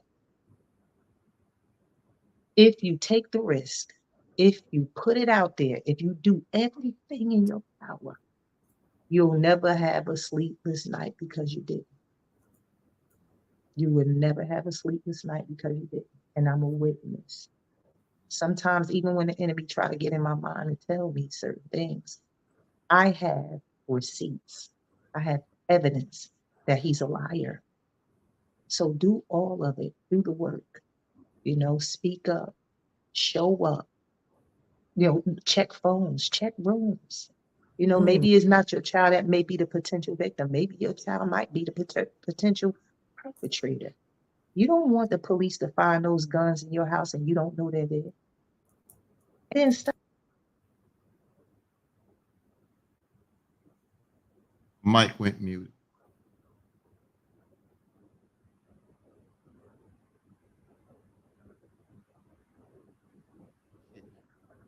Say something, Jack? Can you hear me now?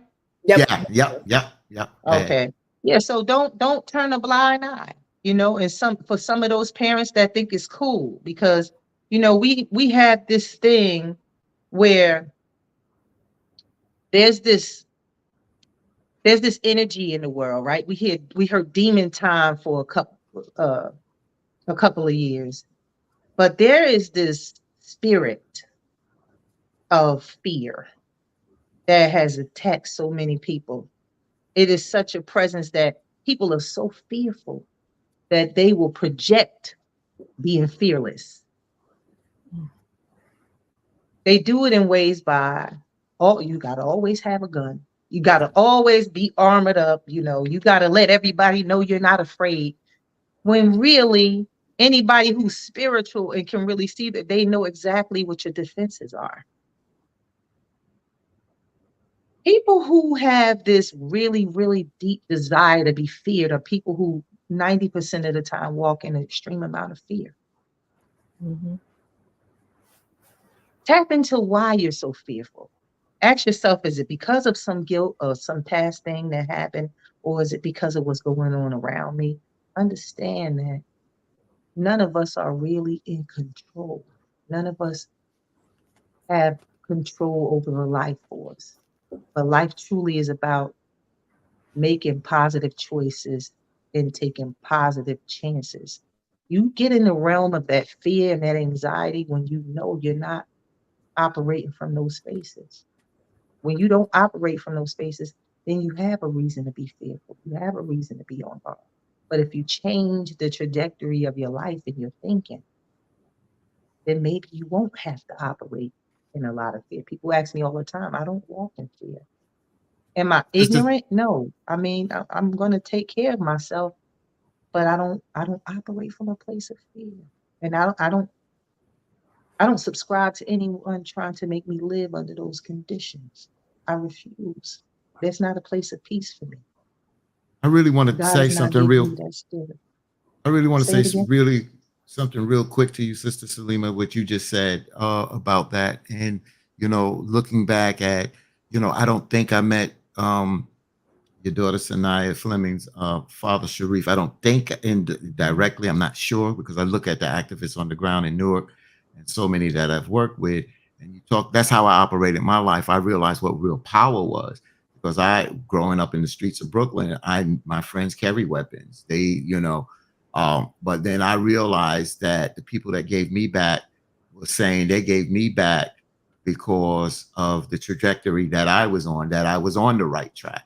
And they said they would protect those, and that meant respect. And that was so important to me about respect. But I just really want to bring in another question because I know Joe has not got in.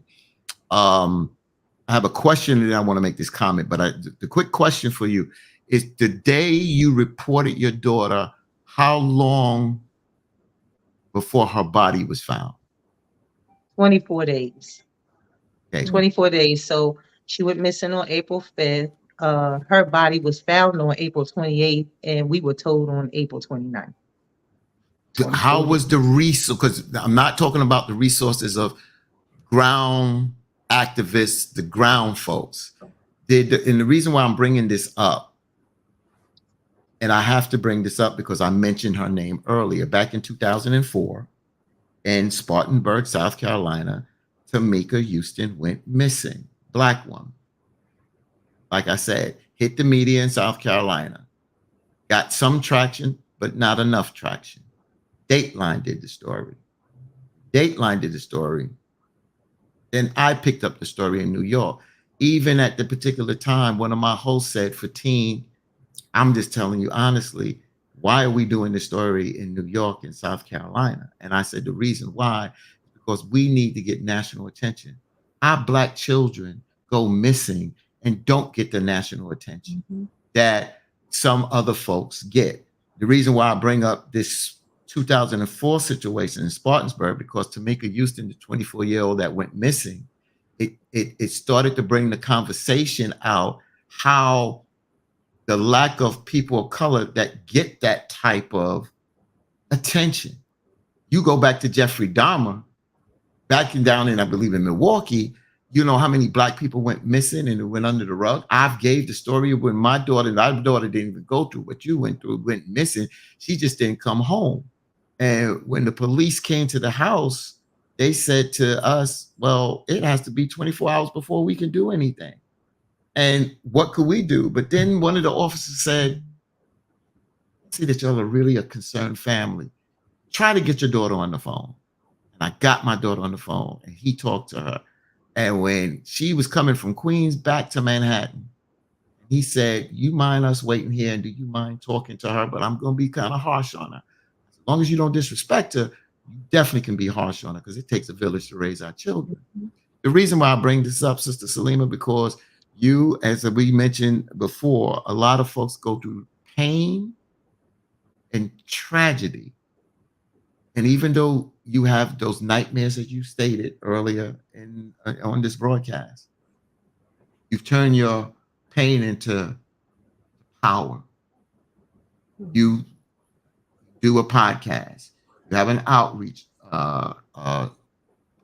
program that tries to help other people. I mentioned Sister Dominique McFarland, who's been on our show, who's turned her pain into power as well, and continue to help other people as you still have that internal pain. Can you talk about this real briefly? Because as we talked about your pain, about the support that you got, did you feel that the media gave you the kind of support that you needed during that time? Can you talk about the support or lack of support during those 24 days that your daughter was missing? Sharif Amenhotep is the reason why we found my daughter.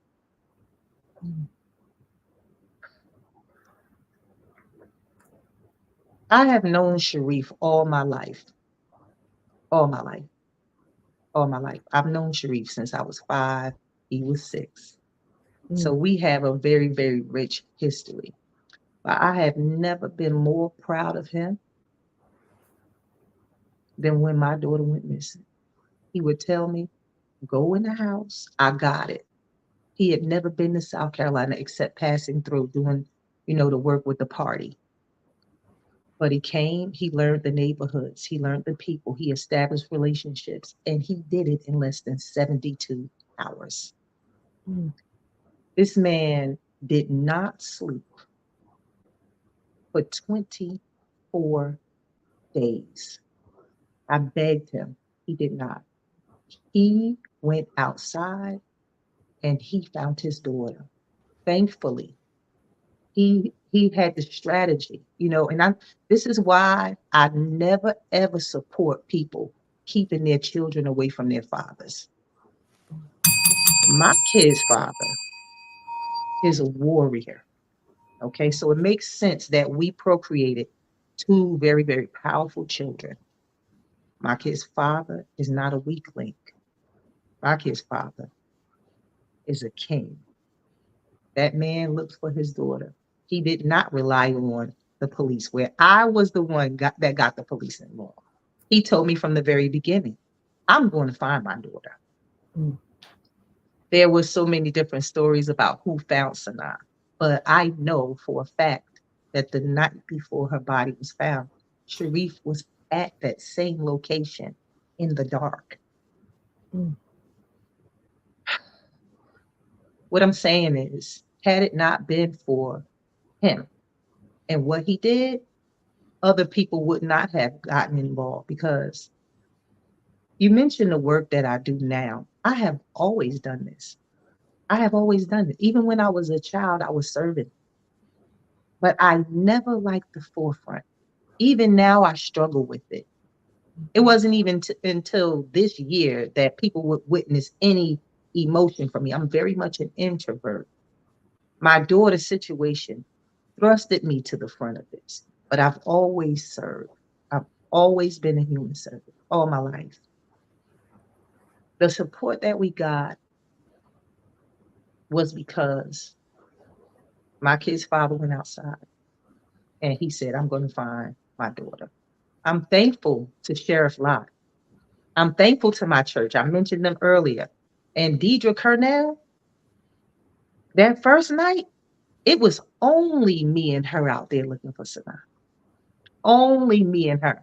And when I couldn't continue, that woman, in the middle of planning her daughter's graduation, birthday, and senior prom, she was there every day. Every day. Every day. That kind of support you can't pay back when people show up for you like that. My pastor and her husband, Apostle Gary, they were at all the court proceedings. They not only did the prayer vigil, but they did things where they went outside of Sharif, outside of myself.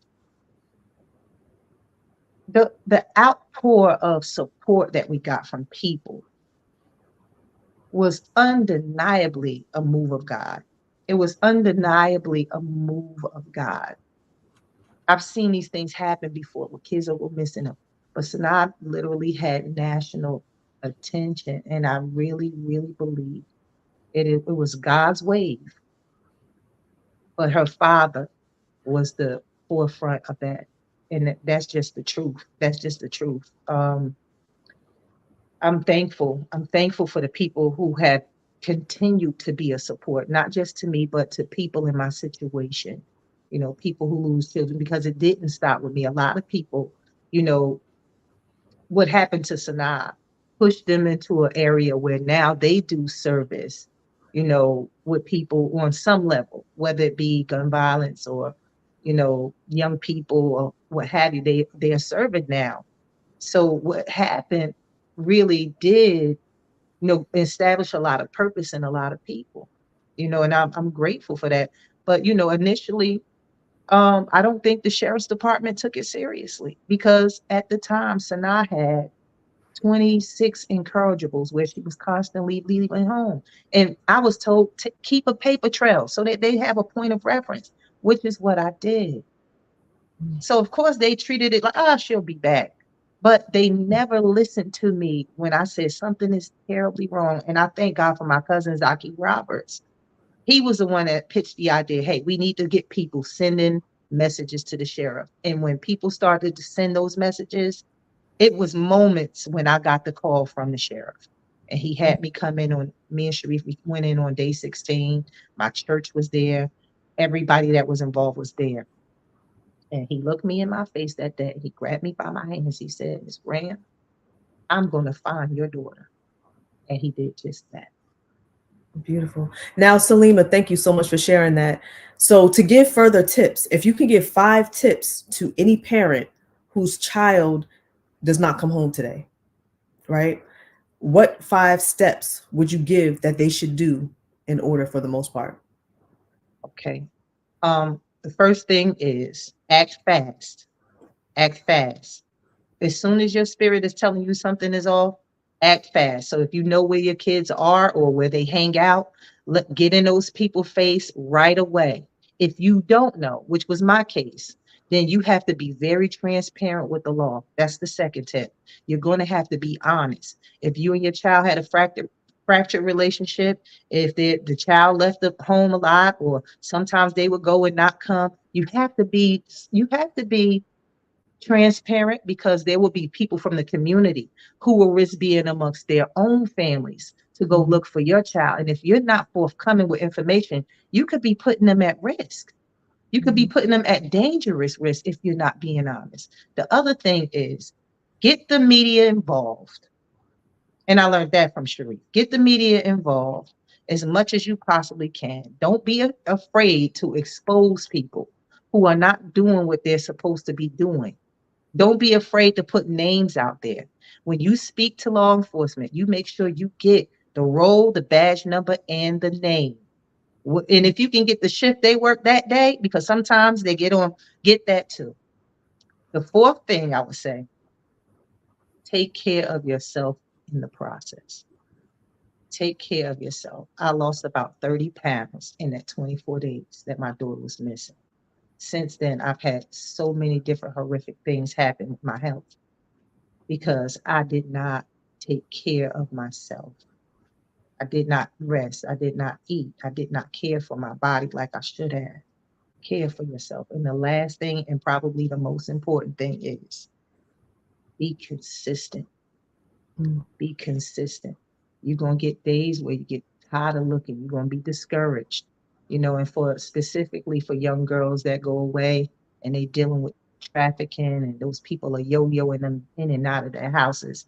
Sometimes, parents may not understand just how great the magnitude of Stockholm syndrome can be, or how fearful, the level of fear that's established in these young girls. They are afraid. A lot of times they're lashing out, and their disrespect is stuff that they're being told to do to you, because if they don't do it, then the person has told them that they would do something to you.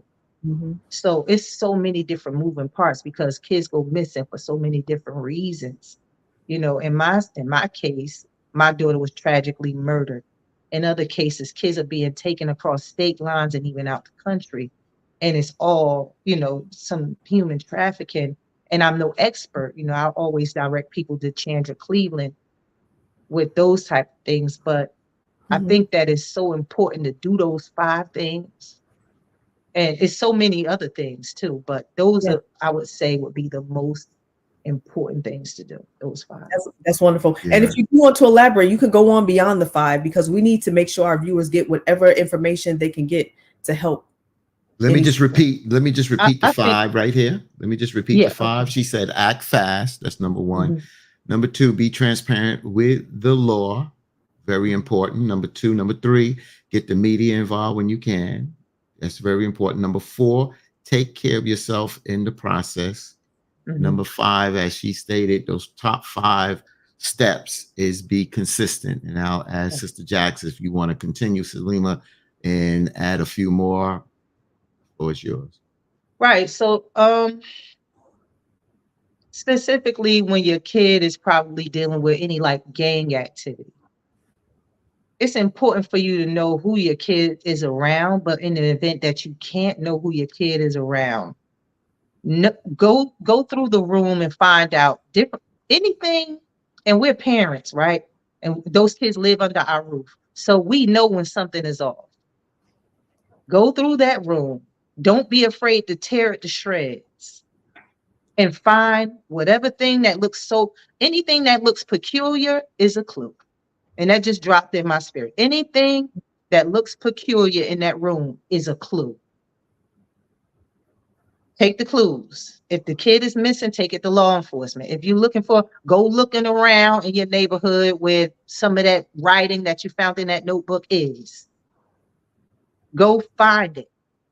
If you don't have the strength to find it, employ the people. And, you know, even when you're being transparent with law enforcement, be transparent with your community supporters, the people who are on the ground, who are going out there risking their safety. Be transparent with them too. Yeah, well, you know, he be hanging with the gang sometimes and he'll go missing for a couple of days. Say it. I really believe that if you are honest about that and then you say, but this time is different, other parents are going to identify with it.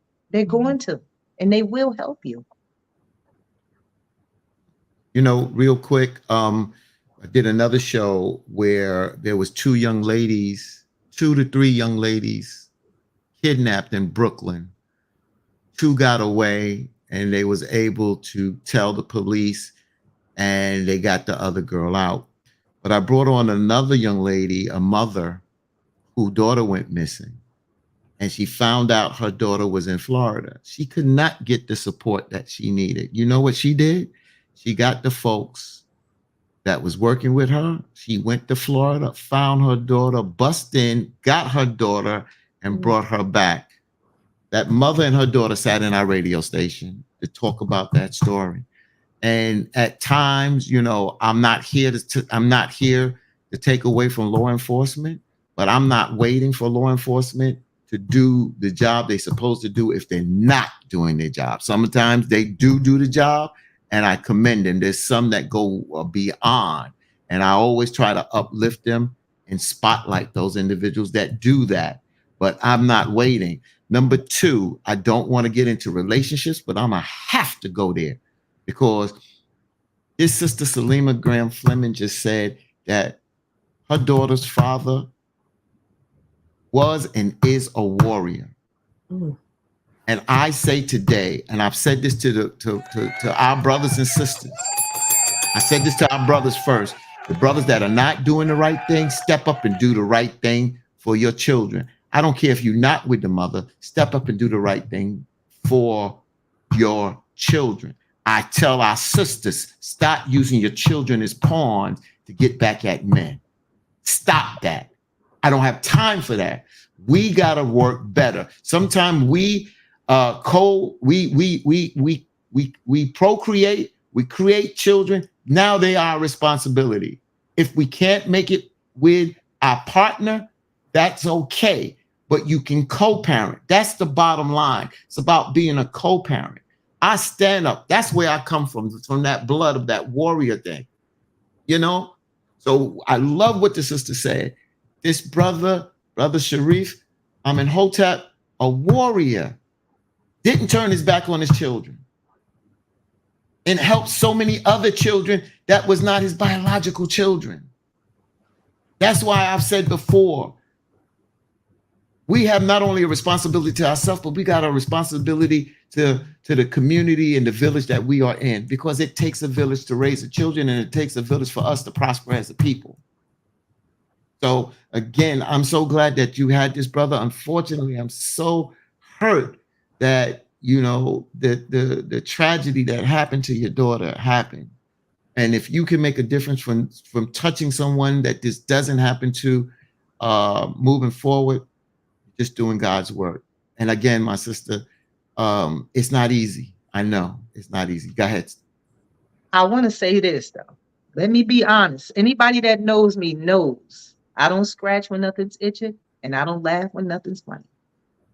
Me and Sharif had to grow to a place where I could appreciate him the way that I should have. A lot of times as mothers, we think that we have we know the end all, the be all. We are the most important parent. We know better. We do. And sometimes we feel like the fathers are lax in a way. And I can say that. Me and Sharif have not always had the best dynamic parenting. We haven't. But it was that moment when he came out and found his daughter. God allowed me to see where I wasn't giving him credit where I should have. See, it's easy to scrutinize a person and say what they're not doing matched up to what you think you're doing. But the contribution is still just as valuable as yours.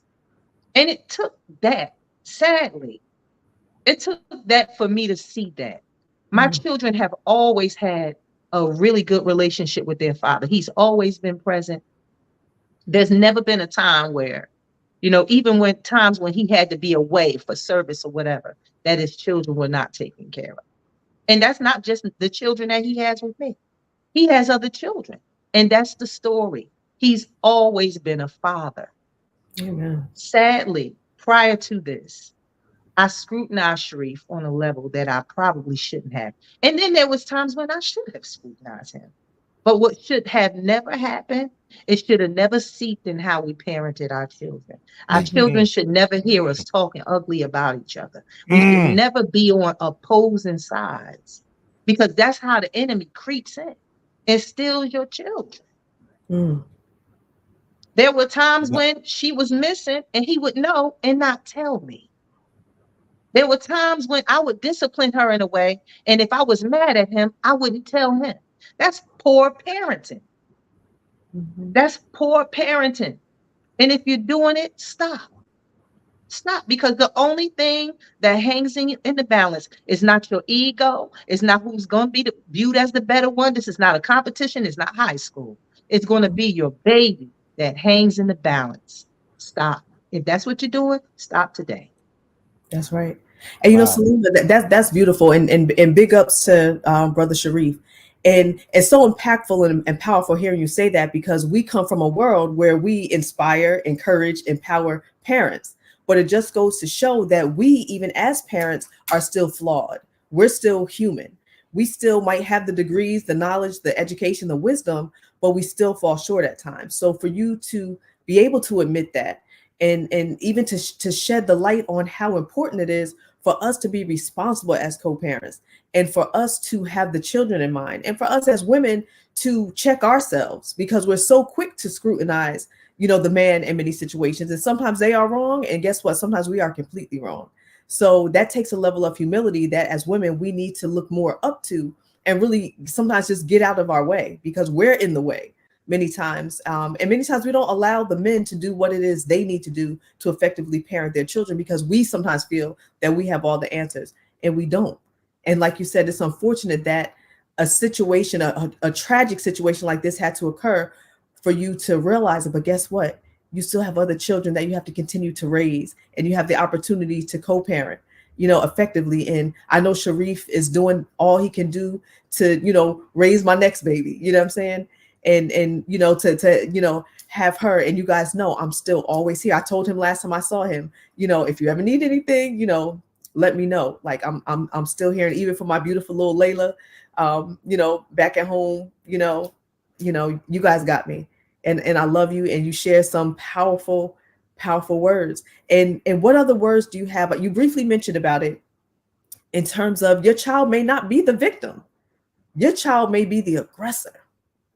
So what strategies do you have for families who, because you heard a lot in that courtroom when those savage youth were being sentenced, right? So what advice could you give that maybe whoever was raising them could have noticed those signs that led them to do such a heinous crime? And for three of them to have three different weapons and still beat your baby savagely and murder her savagely, 14 shots that they could count from three different weapons.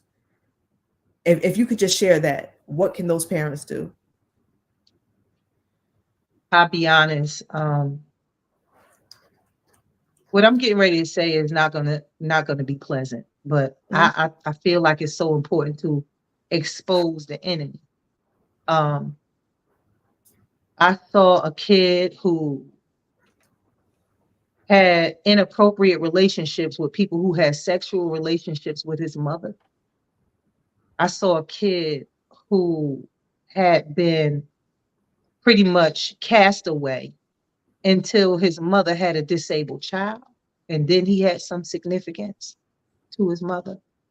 And I saw a child who was not even originally from this country, whose mom came to the States when she was only 9 months old. And when she finally saw her mother again at nearly 10 years old, her mother had a whole nother child.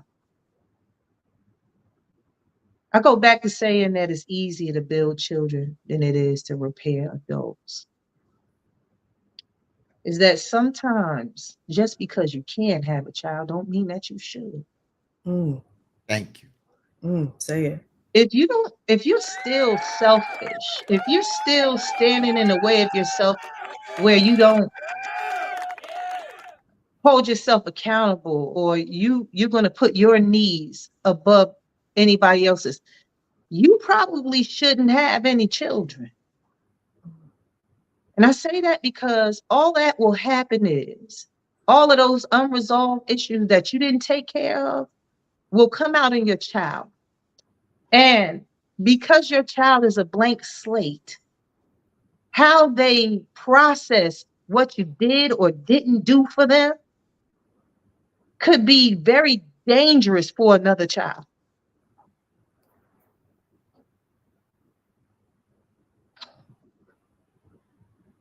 Lord help me, because I don't want to say anything injurious. But I do hope that if you are a parent like this, that you start to concentrate on doing the work. I went to therapy. I went to therapy because I knew that even with my well intentions, that somehow I could possibly get something wrong. And don't get me wrong, we're going to get some things wrong.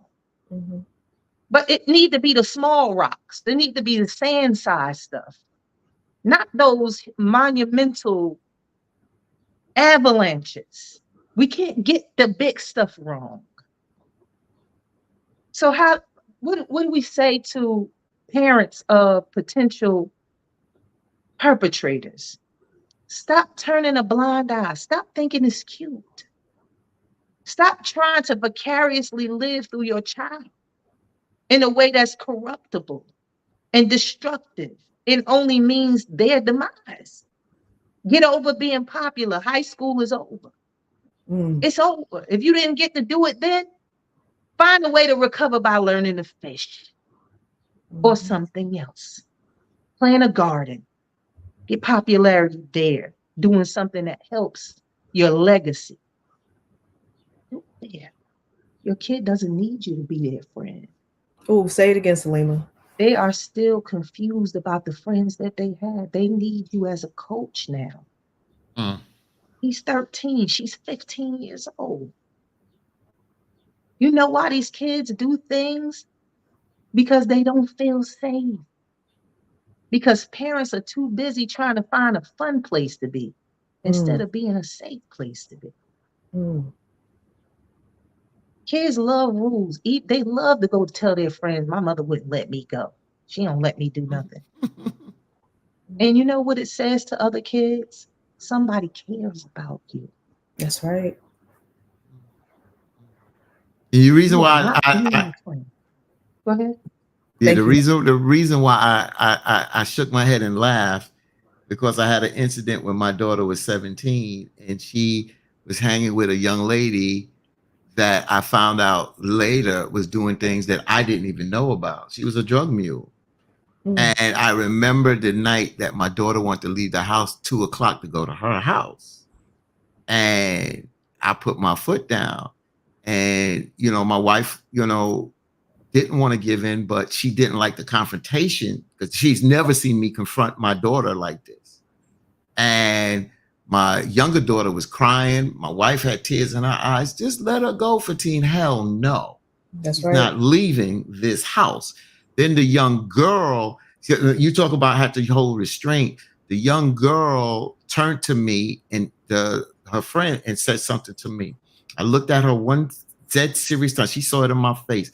Got one more time to say something, like you'll be sitting on your ass outside this door. This child is not leaving here. My children didn't give me a hard time, but you still don't know. Like you said, that night I decided to sleep in the living room. That's right. I didn't want to put it past, and my child was not a problem child, my oldest daughter, but I didn't want to put it past her sneaking out because I know my temper and I know where I'm at. And I slept in the living room, and of course she did not leave. Fast forward, he had a falling out with that young lady. that young lady came to our house to try to fight my daughter. But my wife had to intercede because she tried to come in the house and fight. So you're right. You have to stand up and not be scared. And even though my wife she didn't want to give in, but she said she didn't want to see the confrontation. But I could not allow that because I lost a friend who was 18, found wedged between two apartment buildings, strangled with a shoelace in Brooklyn. So I understand when you got to be a parent, a coach. I love that word. And the friend part, I get that. But no, our job is to raise our children because we give them that foundation. We set that foundation just in case they stray. At least they have a foundation to come back to, and you pray that they can come back to safely at the end of the day. Amen.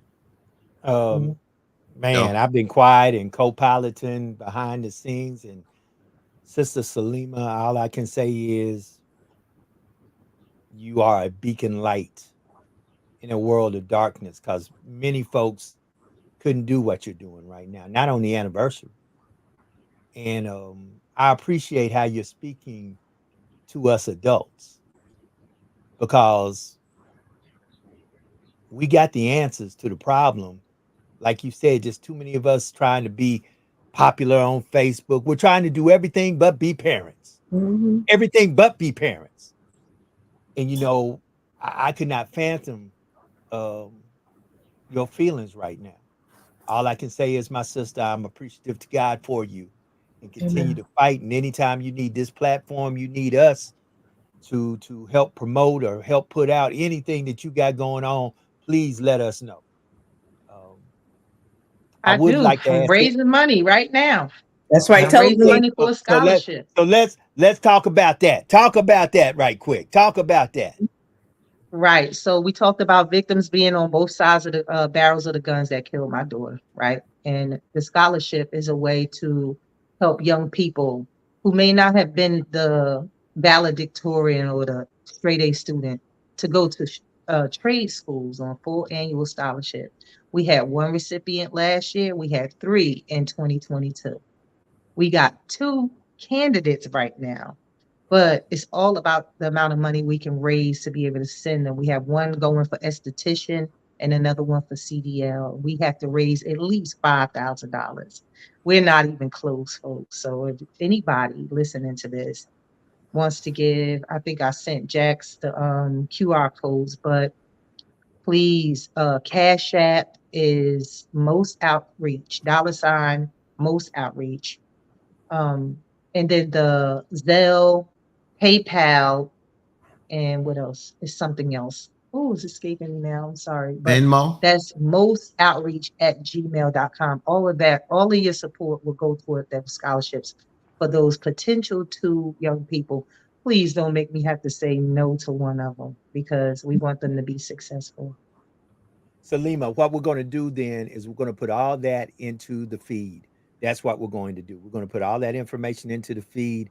To be exact, I'm going to get with Jax and get with you, and I'm going to also put that up on our website. So you see the website at the bottom there, www.the100blk.com. We're going to put that also where, if you want to, you can connect with Miss Salima through that. Family, we got to do better. Senseless, you know, right now while we're talking, these are what the statistics say. Right now, while we're talking, there is a young African-American, male or female's life being taken right now by another young African-American, male or female, as we're talking right now. That's what the statistics say. And family, we've got to fix our communities. We got to stop waiting for other folks to come in. And I applaud your ex-husband, and I applaud the father of your child that's no longer here for being an example to us brothers that, guess what? That's still my child. And family, we got to do better. And I applaud you. You brought up something earlier in your conversation. I had to overlook it, but I got to bring it back now. You said you were at Benedict. You know, the HBCU family. Come on, fam. I only want to start here. only want to start here because I'm a part of the family. We got to do better as brothers and sisters. It's our kids dying. That's all I can say. It's our kids dying, y'all. It's our kids dying. That's Y'all right. gonna wake up. When do you plan to give the scholarship away? Well, our giving closes on June the 30th. When we count the money, we'll be able to say who we can give and what we can give. And those kids will be awarded no later than August 20th, provided when they start school. And then we move into the walk. We have a walk every year. Sanaa's honor on her birthday weekend. So this week is, I'm sorry, in August, it's going to be August 3rd at the Richmond Northeast High School. I'm sure Sharif is probably going to do something in New Jersey, but he kind of goes with whatever his spirit is telling him. So we'll know those things a little bit later on toward the summer. But every year around Sanaa's death date is the scholarship event. That was April 5th. And then we do the walk where we raise money for parents recently impacted. And we give all our money away. We never have any money. So if at any time you feel like you just want to donate to the cause, you know, sometimes I might get a call from a mom, hey, you know, I'm having trouble this week. I didn't work, you know, can you help me out? And sometimes it hurts me when I can't send the money. But, you know, with the support of our community, I can send it. Because a lot of us, we deal with a lot of things and we don't want to tell a lot of people. So a lot of, you know, them have identified most as a safe place. And I want to keep it that way. Sister Jax, I need you to, this is my commitment. So what I'm going to do is I'll get a chance to speak with you, Jax, and Sister Salima, because I got an idea, because since my radio station is in New York, tri-state area up there, but then our Facebook Live is more, you know, it's that region, but it's national. My commitment is to have you on there to not only talk about this, and if we're going to have Brother Sharif on, we can do that too. We'll talk about that. My commitment, because I'm between New York and South Carolina. So if you're still in Columbia, or you're in that area, so Yes, I'm an sir. hour away when I'm in South Carolina, which I'm in right now. I'm in Florence, South Carolina. So you know I'm an hour away from you. So my commitment around August 3rd, if you do something here, I'll be there. If it's something in Newark, I'll be there. Wherever I will be there, but for here, so I will definitely be there. But my commitment is to spotlight it on my radio station as well. So that's my commitment to you as well. I can't make no promises. I do produce for Reverend Al Sharpton, but I have an idea which I'll pitch to him, because we need to spotlight the folks that do go missing. And some we do have a positive outcome, and sometimes we don't have such a positive outcome, but we need to get the message out there about these circumstances and situation. It's one thing to talk about Trump and this, that, and the other, but when we got to also put the resources and the spotlight on the issues that are in our community, we cannot forget that at the end of the day. We know we got the national issues, but we also got the local issues that we got to continue to lift up. So I'll do whatever I can do, because God put me in this position, and it's not my position. It's everybody's position to use the platforms, like Joe said, out here to help individuals like yourself and others that are doing the work out. Amen. Salima, once again, before we go any further, once again, give them a Cash App. I've got people texting. I got people in the feed saying, where can I send donations? So give them a Cash App right quick, or a way that they can send you donations. Yes, so the Cash App is $ Most Outreach, all one word, MOSTOUTREACH, Most Outreach, all one word. So Zelle, PayPal, Is it and I think Venmo? it's Givelify. Oh, Givelify. Those are mostoutreach@gmail.com.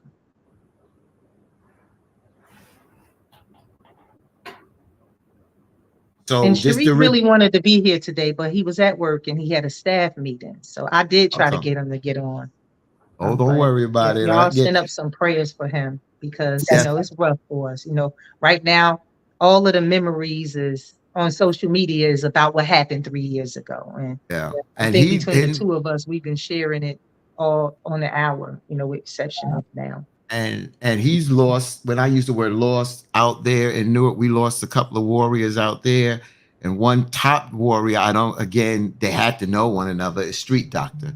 Street Doctor passed, and I remember when Street Doctor came out of jail. The first he came to one of our rallies, and when he walked in there with him and his two brothers, they meant business. And I've been working with Street Doctor. Unfortunately, he passed.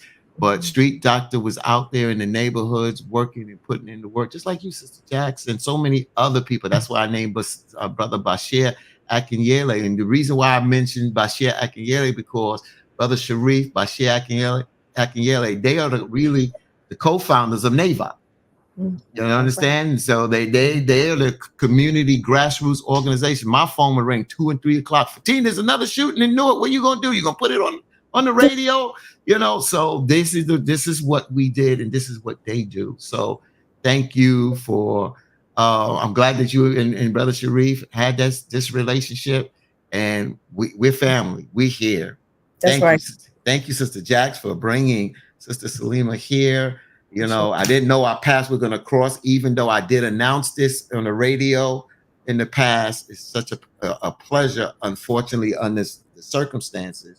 But I'm glad to know you, and now you're part of the family. So can't help it. We love you, and you can do it against it. That's right. That's right. So I'm going to put a call to action out there to all of our viewers, and to us included. Let's at least donate to Sister Salima, most outreach via Cash App, or however you want to do it, at least $25 a week for 4 weeks. That minimum, that will give us $100 a month for that month, right? So if we give $100 a month times all of our viewers, she will far exceed what she even needs to help not only 2 students, she can help even more. So let's do that, y'all. Or if you just want to make a one-time payment, even of $100 to support this process, support this program, make things easier for someone, to help get somebody else off the street, to help them to further their education, because guess what? That might be the same person you might call that has to fix your lights in your house or your plumbing or whatever their degree or certification they're getting in trade school, whatever license. They need our support. They need our support. And let's do this in honor of Sanaa. Let's do it in honor of all those other missing children. Let's do it in honor of all those families that are hurting, that need the support and love and help. Because guess what? A lot of these children don't have parents that love them like many of us love on our children. These young men and women are lost. They are lost. And their decisions are showing us how lost they are. And don't let it pop onto your doorstep to finally do something about it. Do something about it now. And let's do it in honor of Sanaa. She was a beautiful, beautiful young lady and will always be. And she will always live in our hearts and in the hearts and minds of our community, and especially of her parents and her siblings. So Salima, one last question for you, sis. If you had $10 million right now, what exactly would your wish list include with $10 million for your organizations? Reestablish trades in high schools across the nation.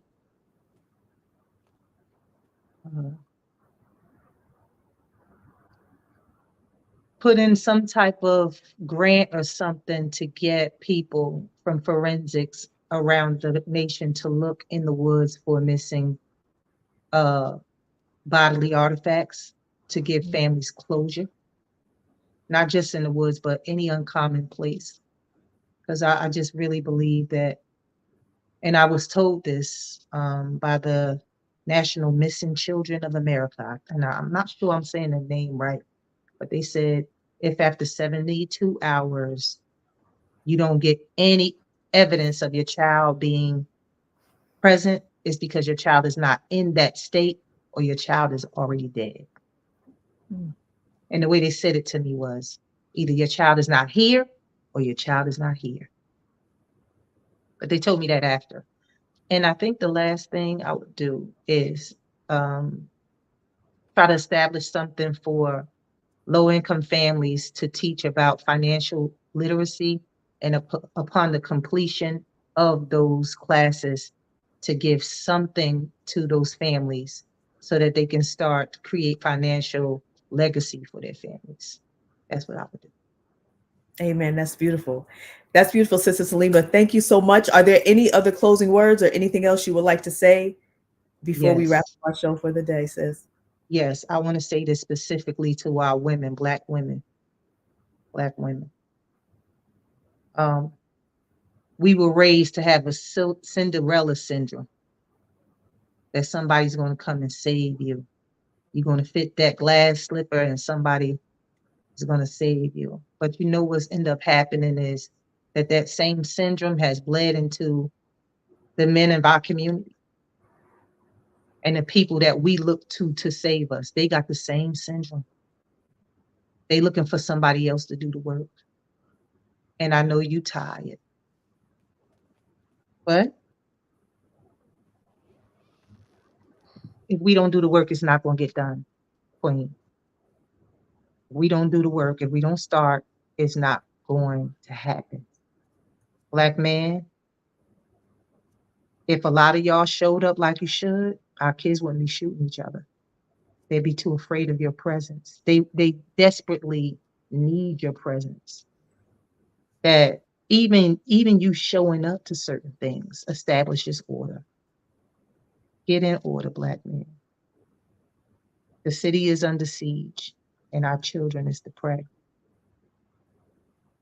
Don't be the victimizer in your own community. If you can't teach these kids something positive, don't teach them nothing negative. And don't use the excuse because somebody did it to you. Look at the state of your life and your mental state and ask yourself, would you wish it on somebody you loved? And don't even do it to your neighbor. That's all I have. Amen. Amen. Powerful words, sis. I don't even have any closing words today. I just want to say I love you. I thank you. I appreciate you. We are there for you, WBLS. That's your new family, sis. Whatever. And you know my phone line is always open. Any way I can support what you're doing, let me know. We have the Truth Be Told podcast to further shout out and push out your message. And Sanaa, we love you. Babies, we love you. Lima, Sharif, we love you. Thank you for standing up and being that excellent Black man, standing up for your family and finding your daughter by any means necessary. Salima, we thank you for holding on strong. And if you could also, 1 second, Salima, tell the adults that are dealing with this, situations like this, what you do to continue to move on every day. I know you briefly mentioned therapy, but what else is it that you do that is keeping your sanity intact for as much as it can be intact, dealing with such a trauma like this? Just one little bit of advice for our families potentially dealing with something like this. Get in the face of God. I mean, I am not on my own strength. I have not been on my own strength the entire time. I remember leaving the sheriff's office and I asked God, was I crazy? And just didn't know it. And I could hear my spirit. I got you. It is truly the strength of God that can get you through anything like this. If you don't know God, this is my clarion call personally. If you don't know God, I believe in Jesus Christ, but I'm not going to tell you how to believe, because when I go before my Father, I'm going alone. And so will you. Get in the face of God. Get a real relationship with God. It's not about religious formality. It is about relationship. Get you a real relationship with God. And maybe you're saying, I'm mad with God. God took my baby. That even God understands that. Even God understands that. He understands that you are angry. He understands that you're not feeling him. He understands all of that. But I'm going to tell you what, find some purpose, and establish you a good relationship with God. I don't care if you just getting in your closet or getting in your car and taking a ride and talking to God. I'm telling you, he has the most profound ways to show up to let you know that he's listening to you. If you look at me and you see strength, I want you to know that Salima has nothing to do with this strength. This is not me at all. This is all God and my relationship with him. I'm telling you what I know. If you establish a relationship with God and you put your trust in God, you won't be put to shame. You won't. even on days when I'm falling apart, God will have something like this to put me back in position. This didn't happen to you for nothing. It didn't happen to you for nothing. And I asked myself the same question. Why me? Why my baby? More will be revealed if you get in God's face. More will be revealed to you if you find some purpose. I'm telling you, honest talk with God. You ain't got to know all of the jargon and all of the fancy words. Just tell God how you really feel. And I'm a witness that God will keep you. If nothing else, He'll keep you. He'll keep your mind. The days that you feel like you're losing it, He will keep you. I'm a witness. And if you want to talk to me personally, email me at royalstatusenterprises@gmail.com. Talk to me. I'll do anything I can to help. Get in the face of God. Amen. That's all I got, Jax. Amen. Beautiful, Selena. And your social media? Any other social media you would like to share? Yeah, I'm on Instagram and TikTok at Royal Status Sally. That's SALLEY. I'm on Facebook at Salima Royal Status Graham. What else? And the podcast is coming. Look for me on YouTube. I'm on YouTube at Royal Status Sally too. SALLEY. Gotcha. Let me get my closing words. Jax, Sister Salima, great words. Let me thank you, Sister Salima, for the strength that you have shown today, the emotion, tears you shed and the tears you held back. Thank Brother Sharif for doing, and for both of you doing the work, the positive work, the growing work in the relationship, as you said, because life is about learning as well. We learn from yesterday to be better today and tomorrow. I pray to the Most High. A lot of people don't hear me say this. I pray to the Most High that He allows, as your daughter, Sanai, soars with the angels, continue to touch you, both you, Sister Salima, and Sharif, and her siblings, to let you all know that she is okay. That she is okay. And you know, Sister Salima, that when that sign comes, if you're doing something in a room where the windows are closed and you get like a little breeze that give you that chill, oh, that's your daughter. So I hope that that is happening. That will happen to let you know that your daughter is okay. My message to the folks out there that have been touched by this, that are doing the right thing, continue doing the right thing, and making it. My brothers and sisters that can make a change. A lot of us have our priorities in the wrong place. We go out there, we build other people's empire. We go to work. We think we're responsible by going to work. Yeah, you're responsible because you have to feed your family, this, that, and other, but you build other empires. You put your priorities there, but do you put your priorities when you come back home?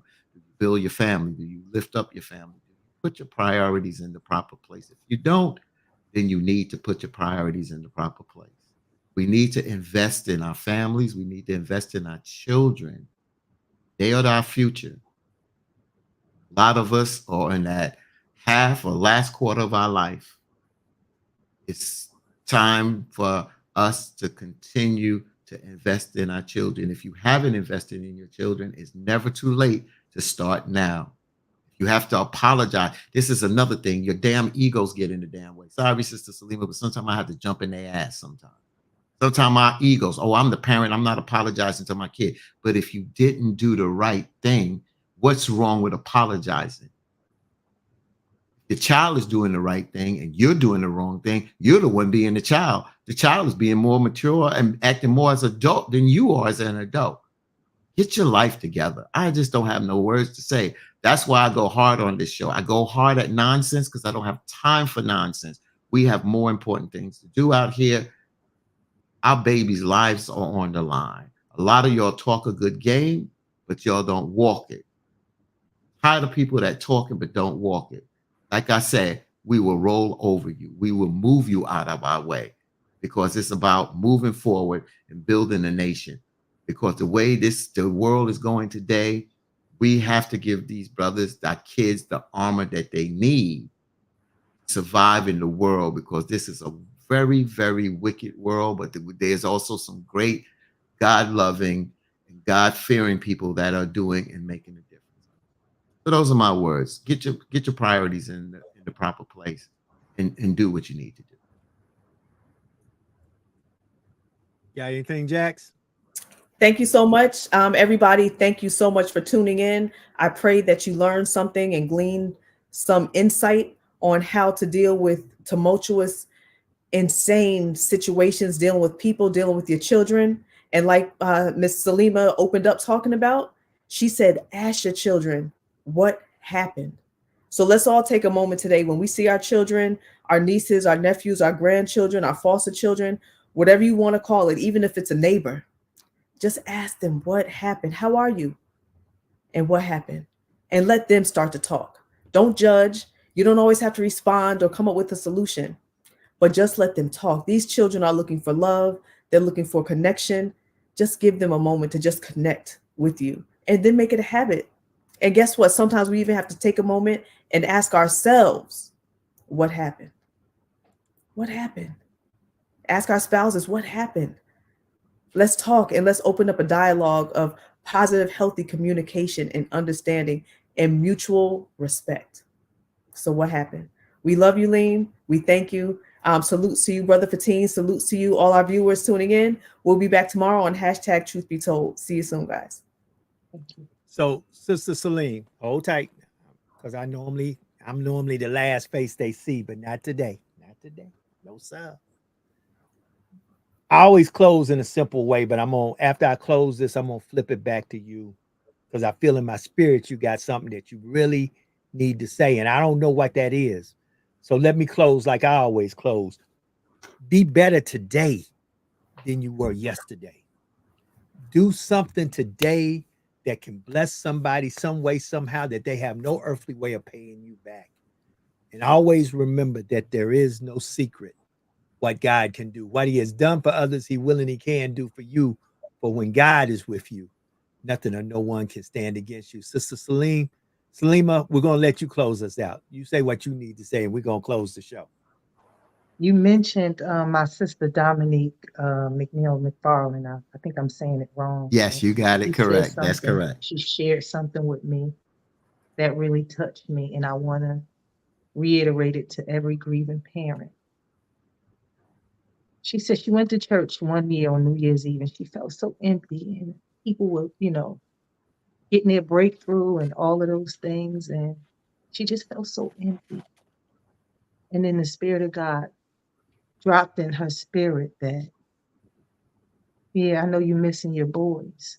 To be absent in the body is to be present with the Lord. Wouldn't you think that getting closer to me would make you closer to them? Our children might leave us physically, but they don't leave us spiritually. How do I know? In 2022, my nephew was murdered. I went to his funeral, and at the gravesite, a little yellow and black butterfly, which is the symbol on my daughter's logos. Let me pick it up. It's on my social media. You can find it down my page. The same thing happened to me Saturday at the Ryan Walker here in Columbia, South Carolina. A black and blue, another one of my daughter's colors. As I walked over to the butterfly let me pick it up. And I just started to tell my daughter that I was okay and that she shouldn't worry about me. And if it's anything that's keeping her from being at peace, I want her to be free. We're going to grieve our children for the rest of our lives. But make sure that you're not so in yesterday, whether it be what happened or how it happened or what you did or didn't do, that you don't release the child to have spiritual peace. And it's hard. It's hard. It's hard. It's hard with New Year's. It's hard with birthdays. Mother's Day is right around the corner. It's hard. But you know what? I learned love will make you do some crazy things. And I love my daughter. I know you love your child. And being a mother means you love in so many different ways. Love them enough to be at peace. Love them enough to bring peace to your own life in some way. God bless you. Find them if you don't know them. That's all I have to say.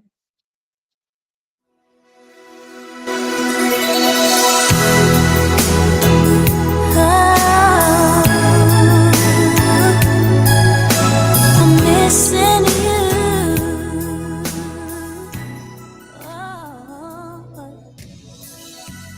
You would know that you'd have to go so suddenly, so fast. How could it be that our sweet memories would be all that we have planned? Now that you're gone, every day I go on, but life's just not the same. I'm so empty inside, and my tears I can't hide. But I'll try to face the pain, though I'm missing you. I'll find a way to get through. Living without you, 'cause you were my sister, my strength, and my ground. Only God may know why. Still, I will get by. There were so many things that we could have shared. If time was on our side. Ooh, yeah. Now that you're gone, I can still feel you near. So I'll smile with every tear I cry. Though I'm missing you, I'll find a way to go through. Living without you, 'cause you are my sister, my strength and my pride. Only God may know why. Still, I will get by. Sweet, we're the closest to friends. Yeah. But I'll wait for the day when I'll see you again. See you again.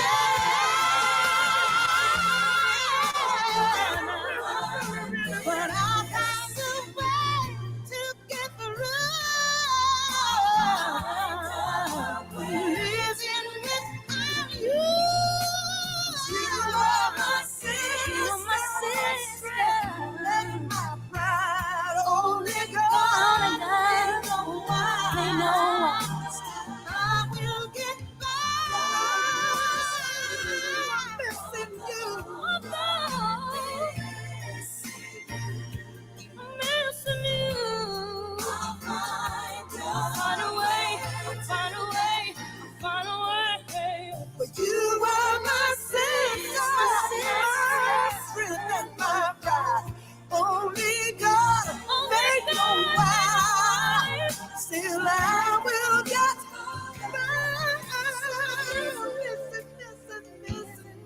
Missing. Oh, yes, I am. I'm missing you.